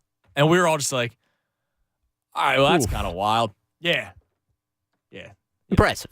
I did not get that gene. No. From the Lithuanian culture. You sure? The strong. No. I did not get the strong gene. I'm trying to carry Cooper in his car seat. And I'm like, Jesus Christ, dude, you're getting heavy. So I missed that one. Happy belated to Coop. Yes. Thank you. He'll be thrilled to hear that. Yeah. Sure. Let's go to Ian in Buckingham. Ian, you're on the Fanatic. Hi there. Can you hear me, guys? Yeah. What's up, Ian? I wanted to talk about the Phillies, specifically the Phillies that played last night in Miami. Mm-hmm. My goodness. I mean, hey, we didn't pick up the W. Unfortunate. But I think that the biggest stat that we did pick up was Schwarber, Trey Turner, and JT, 0 injuries, right? So were you worried about that? Of course, after seeing, Diaz and Altuve. So you weren't worried for like Bryson Stott in Clearwater to get injured? I mean, of course, it's the. That's the thing. To me, I don't even go into these events as, oh man, but what if they get hurt? Edwin Diaz could have gotten hurt, wherever the Mets participate spring training. No, you're right. That's the right attitude. And remember, he didn't get hurt throwing; he got hurt celebrating. Which, by the way, the Mets practiced celebrating that one day last year, 2 years ago. That's right. It was ridiculous. Yeah, so I get what you're saying. You're right. I'm glad that they're coming back to Philadelphia. Well, it'll be Clearwater, but then to Philadelphia, healthy and ready to go. But, I mean, I wasn't even going into it. To me, I was like, wow, this is going to be some of the best baseball that we're going to see until probably playoff time again. And it was. It absolutely it was awesome. The best baseball of the week. The last night was incredible. Shohei Ohtani striking out Mike Trout was.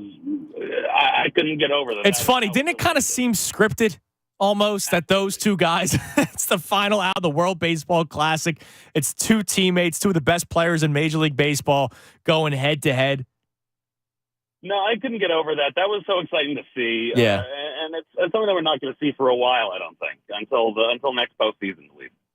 Yeah, man, it was a lot of fun, and I'm glad. So you're fired up for the season. We're 8 days away from opening day, man. I'm excited. I got my tickets for the home opener against the Reds. I can't wait to see everyone out again. Yeah, dude. Yeah, that's gonna be. So, have you been going to games the last couple of years?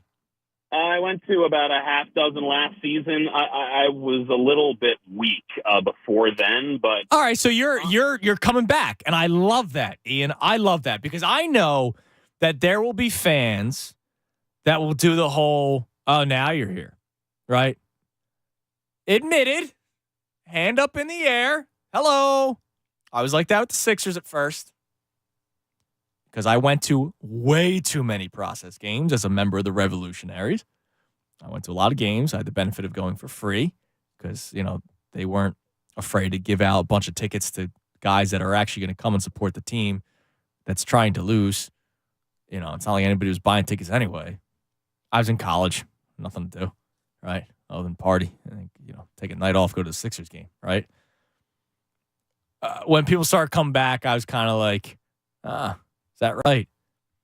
But I was like 24. I was your age, right? Older, but yeah. Yeah. So I was kind of like, now that you get a couple extra years under your belt, you realize that was petty and stupid. Right? Yeah. I'm so excited that ballpark's going to be packed again. I can't wait because I've gone to, I think, forget the COVID year, but At least I think I've gone to the last 4 opening days, home openers, and it's always packed, right?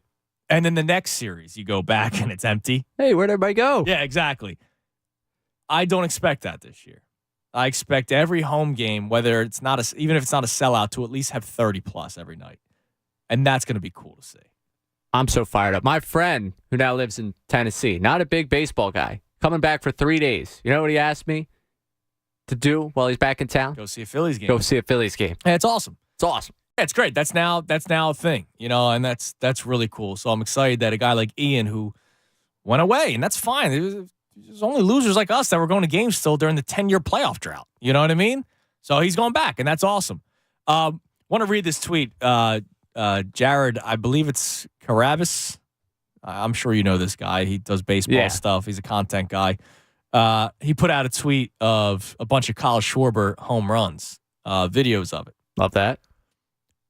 Did you know that Kyle Schwarber has now homered in an NL and AL wildcard game, an NL and AL divisional series, an NL and AL championship series, has homered in the World Series, and is now homered in the World Baseball Classic championship game? I'd be curious to know if anyone else has ever done that. Forget the World Baseball Classic. Has there ever been somebody to hit a home run in both wild cards, divisional series, championship series, and both divisions or both leagues and the World Series? I mean, feels like yes. Yeah, because baseball because he didn't tweet out he's the first ever to do it. Right.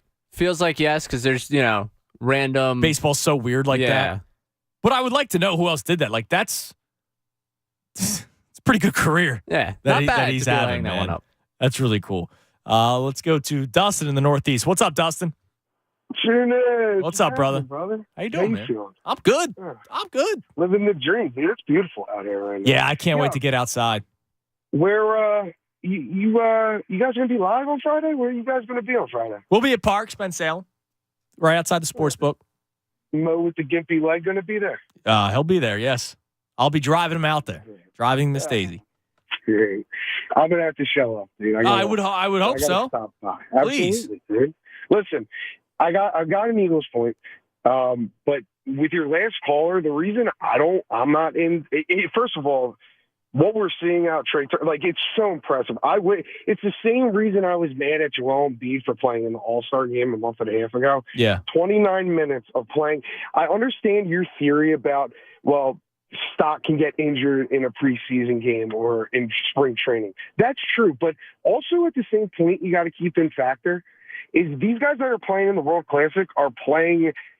I know they're not going to admit it, but they're playing at a different level than the dudes at spring training. The dudes at spring training are getting back into the flow of things, getting their muscles ready, getting the flow of the game back into there. These guys are playing the best competition, quote unquote, around the world. That game last night, that pitching was all right. So wouldn't you be happy about that? To me, I go, wow, he's ready to go for game one now. I'm expecting Trey Turner to hit a leadoff home run. Absolutely, and it's great that they're representing our Philadelphia Phillies, but why not move it to where it's not 2 weeks before the season starts? Have it in December in a nice. You were talking about the world's strongest man. The reason I enjoyed that, these guys are having a competition on the beach. It is impressive. He's picking up a 750-pound rock off the ground and lifting it over his head. Yeah, it's crazy. It's great, but they're on the beach. Have it in I don't know. Have it in a nice place, like kind of what they do with the World Cup. Here's the one thing: you're asking guys to play a full 162 game season. I know, and then cut their off season short. You're not asking the World Baseball Classic guys to cut their off season short because if they weren't participating in the World Baseball Classic, they are in spring training. And the last point before I get to my Eagles point, I hope you give me time. Yeah. I'm okay with it because of how long the season is. And God forbid they do have an injury. I hope it's not a season injury. I hope they don't tear ACLs or not. I hope I hope they're able to play the regular season. But if they do, let's say they throw their shoulder out or something, it's going to take like a 4 or 5 months. At least they'll be back in time for that long season. Now, listen, I got to get to my Eagles point because your last call, not last call, a couple callers ago about the whole Zeke idea. Mm-hmm. You were talking earlier today about people leaving. Honest to God, since Shady McCoy, Boobie Miles is my favorite Eagle running back. I think second of all, for some reason, I just loved Miles Sanders. And to see him leave, that kind of stung a little bit. It almost was a Jason Worth. Like, I understood Jason Worth went and got his money, but it still stung because I grew up watching that play. I love watching Miles Sanders. And a lot of people don't. I'm not that high on Kenneth Gainwell. So your last caller that was talking about, I would sign a Zeke Elliott. I wouldn't sign him necessarily to package him in a deal with Darius Slay. No, that literally wouldn't happen, right? The packaging thing. Stupid. That, like you said earlier, that's a Madden deal. But dude, why not bring? I'm a big Rashad Penny fan, and whoever hasn't seen, I understand the injury prone. No, I'm excited. I'm excited for Penny, but the Zeke thing, and thanks for the call, Dustin. I appreciate it. The Zeke thing, he's shot, dude. Dallas told you that. Dallas told you that by cutting him. Jerry Jones told you that. Yeah, exactly. That's his guy. That should be enough in itself. Yeah. Yeah. I'm not bringing in Zeke, and Zeke also isn't coming in here to get 10 touches, right? Zeke wants to go somewhere where he's probably going to play, unless he's a 1-2 punch, right? Like he just was in Dallas. He comes here, he's playing with Penny, he's playing with Gainwell, and oh, by the way, they brought back Boston Scott.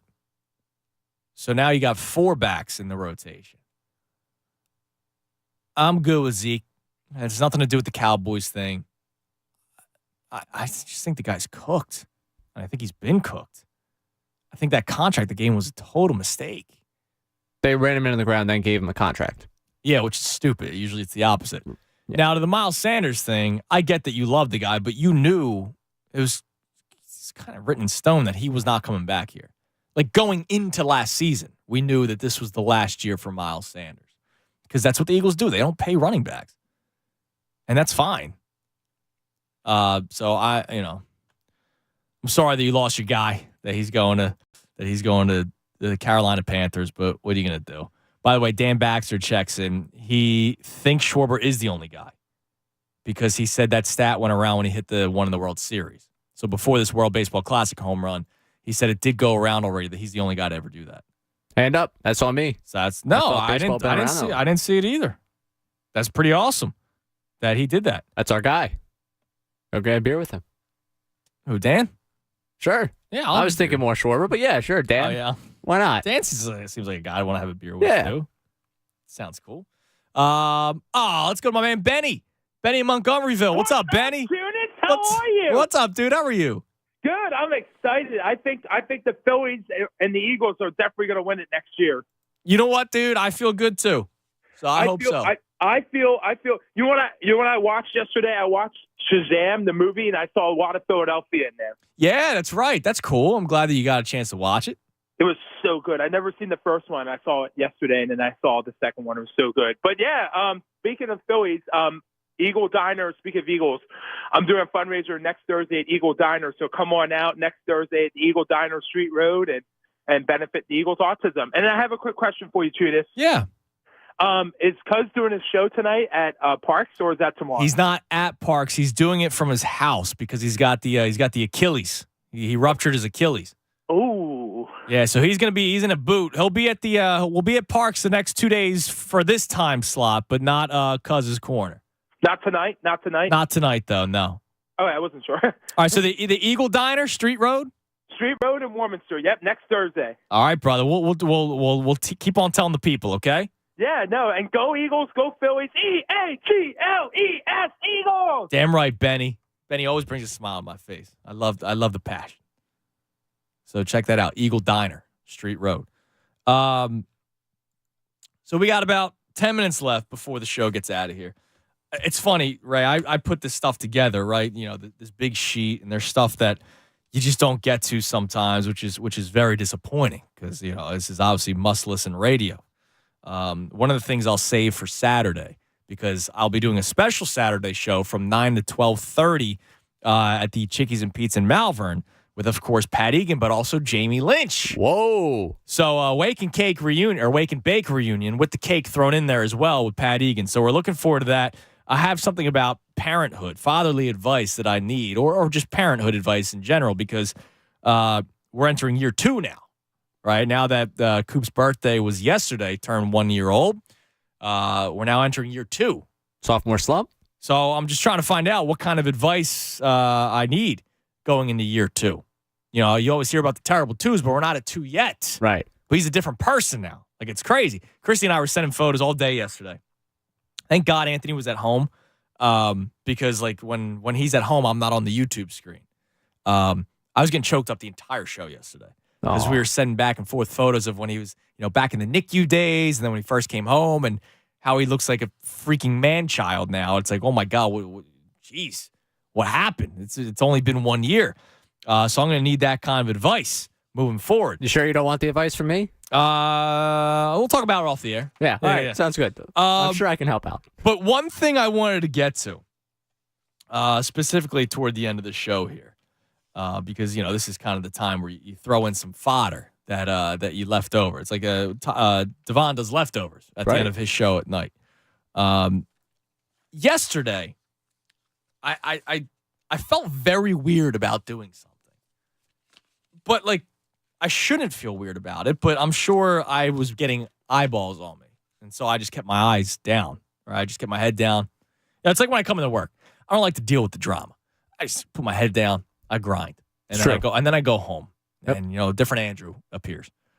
So yesterday, I had to make a pit stop at the ShopRite before I got home. It was a nice day yesterday, so I did a little grilled chicken sandwiches yesterday. Ooh. We had other dinner plans, but that we were going to make. But we were like, it's nice out. Let me go outside and grill. Nice. Ultimate dad move there. Yeah, of course. So I go to the ShopRite, and let me say this: I am pro environment. This is a tough start. Whatever's coming next. I am pro environment. I don't bury my head in the sand when I see the issues that are going on in the environment. And a lot of people like to say that there aren't changes. There are. You don't have to hit the dial if you're one of those people that ignore it, but there are changes. Like there was a day where it was close to 80 degrees in February. That's not normal. All right. Well, back in 1870, I don't care about 1870s. All right. I'm living in the now. All right. A little warm for February. Okay. Did I mind it? No. If I'm being real with you. Now we bring you back to his statement that began this. He is pro-environment. Yeah, I am pro-environment. So I am all about getting rid of the plastic bags at the grocery store. It's not PA yet, right? I know they're trying to. Is it PA yet? I'm in Philly, so yeah, they're gone. So, but not PA because Bala's not Philly, and I know the Wawa down the street here still has the plastic bags. Unless they just have a surplus. Maybe they have a surplus of them, and they're just trying to get rid of them still to this day. Could be. Jersey's done. No more plastic bags, and has not been plastic bags for a while. I have 85 of those ShopRite bags, right? Target bags, the ShopRite bags, all of those, right? Yeah. I always forget to put them back in my car. Always. Same. So if we do the big grocery run, we do all right, let's get the bag. Let's make sure we have the bags, right? Because I will tell you, I had forgotten the bags and I had a loaded cart and I'm like, now what? So I just bring the groceries loosely to the car, put them in the trunk. I try to do it a certain way so that things aren't falling over. So now we're pretty good about bringing the bags. But on a day like yesterday where I go, you know what, nice day out, I'm going to grill. I'm not going to go home, get Cooper excited, then leave because my mom was there. I'm going to stop on the way home. I realize I don't have the bag. No. And like I bought a handful of stuff. Like usually I'm good if I can just walk out 2 hands of stuff. Like I'll do it. I'll be fumbling stuff, but I'm good. It was too much for me to not have a bag. Now I could have just done the cart to the car loosely, whatnot. But then I remembered I had my backpack, and I wore the backpack into the store.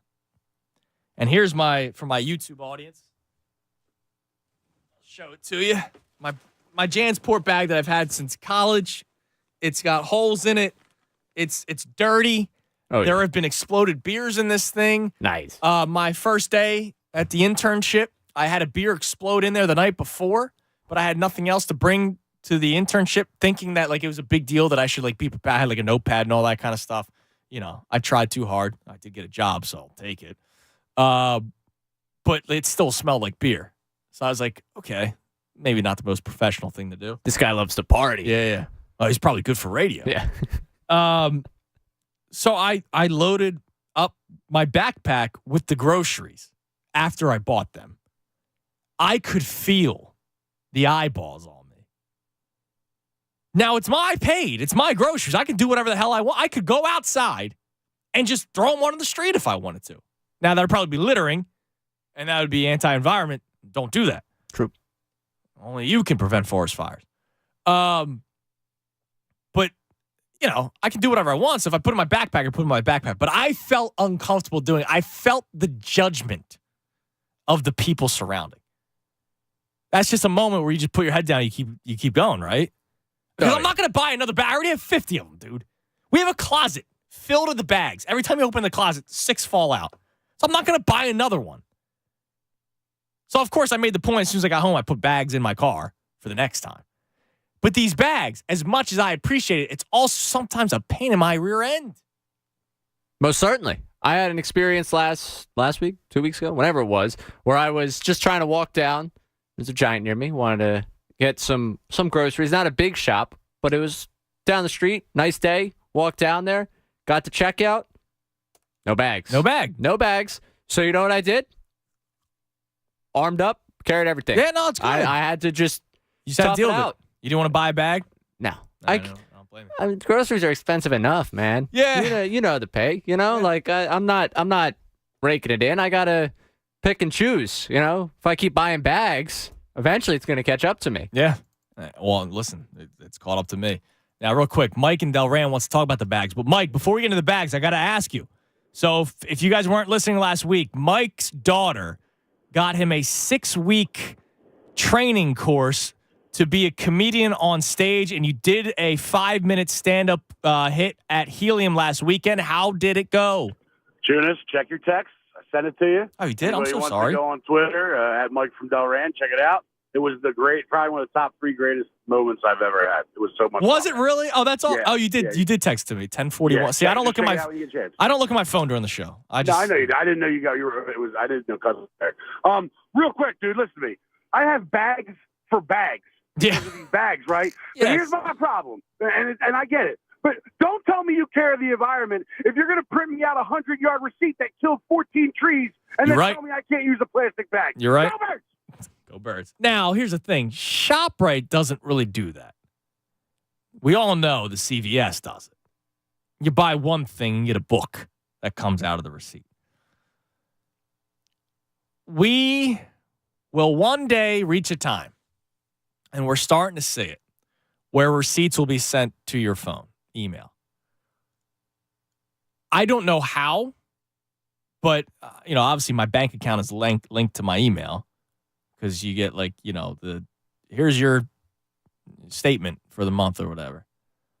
I've paid for something and then gotten a receipt without even picking email receipt. Like it just shows up my email. I don't like that. Yeah, I know. That's kind of weird. But that's the way technology's going. And so I think that's the way it's going to be. For now, you still have a lot of people that don't know smartphones. So, it's still going to be printed receipts. But I get what Mike's saying. It's not a bad point. All right, so we're about out of here. I want to let you know one more time. This March, you can protect yourself against upsets with Bracket Parlay Insurance on FanDuel Sportsbook in partnership with Valley Forge. Right now, all customers can get up to $25 back each day if your parlay of 3 legs or more falls 1 leg short. So I told you, I like 2 favorites, UCLA and Alabama, but I like Kansas State, the underdog. Now, I imagine UCLA and Alabama move on.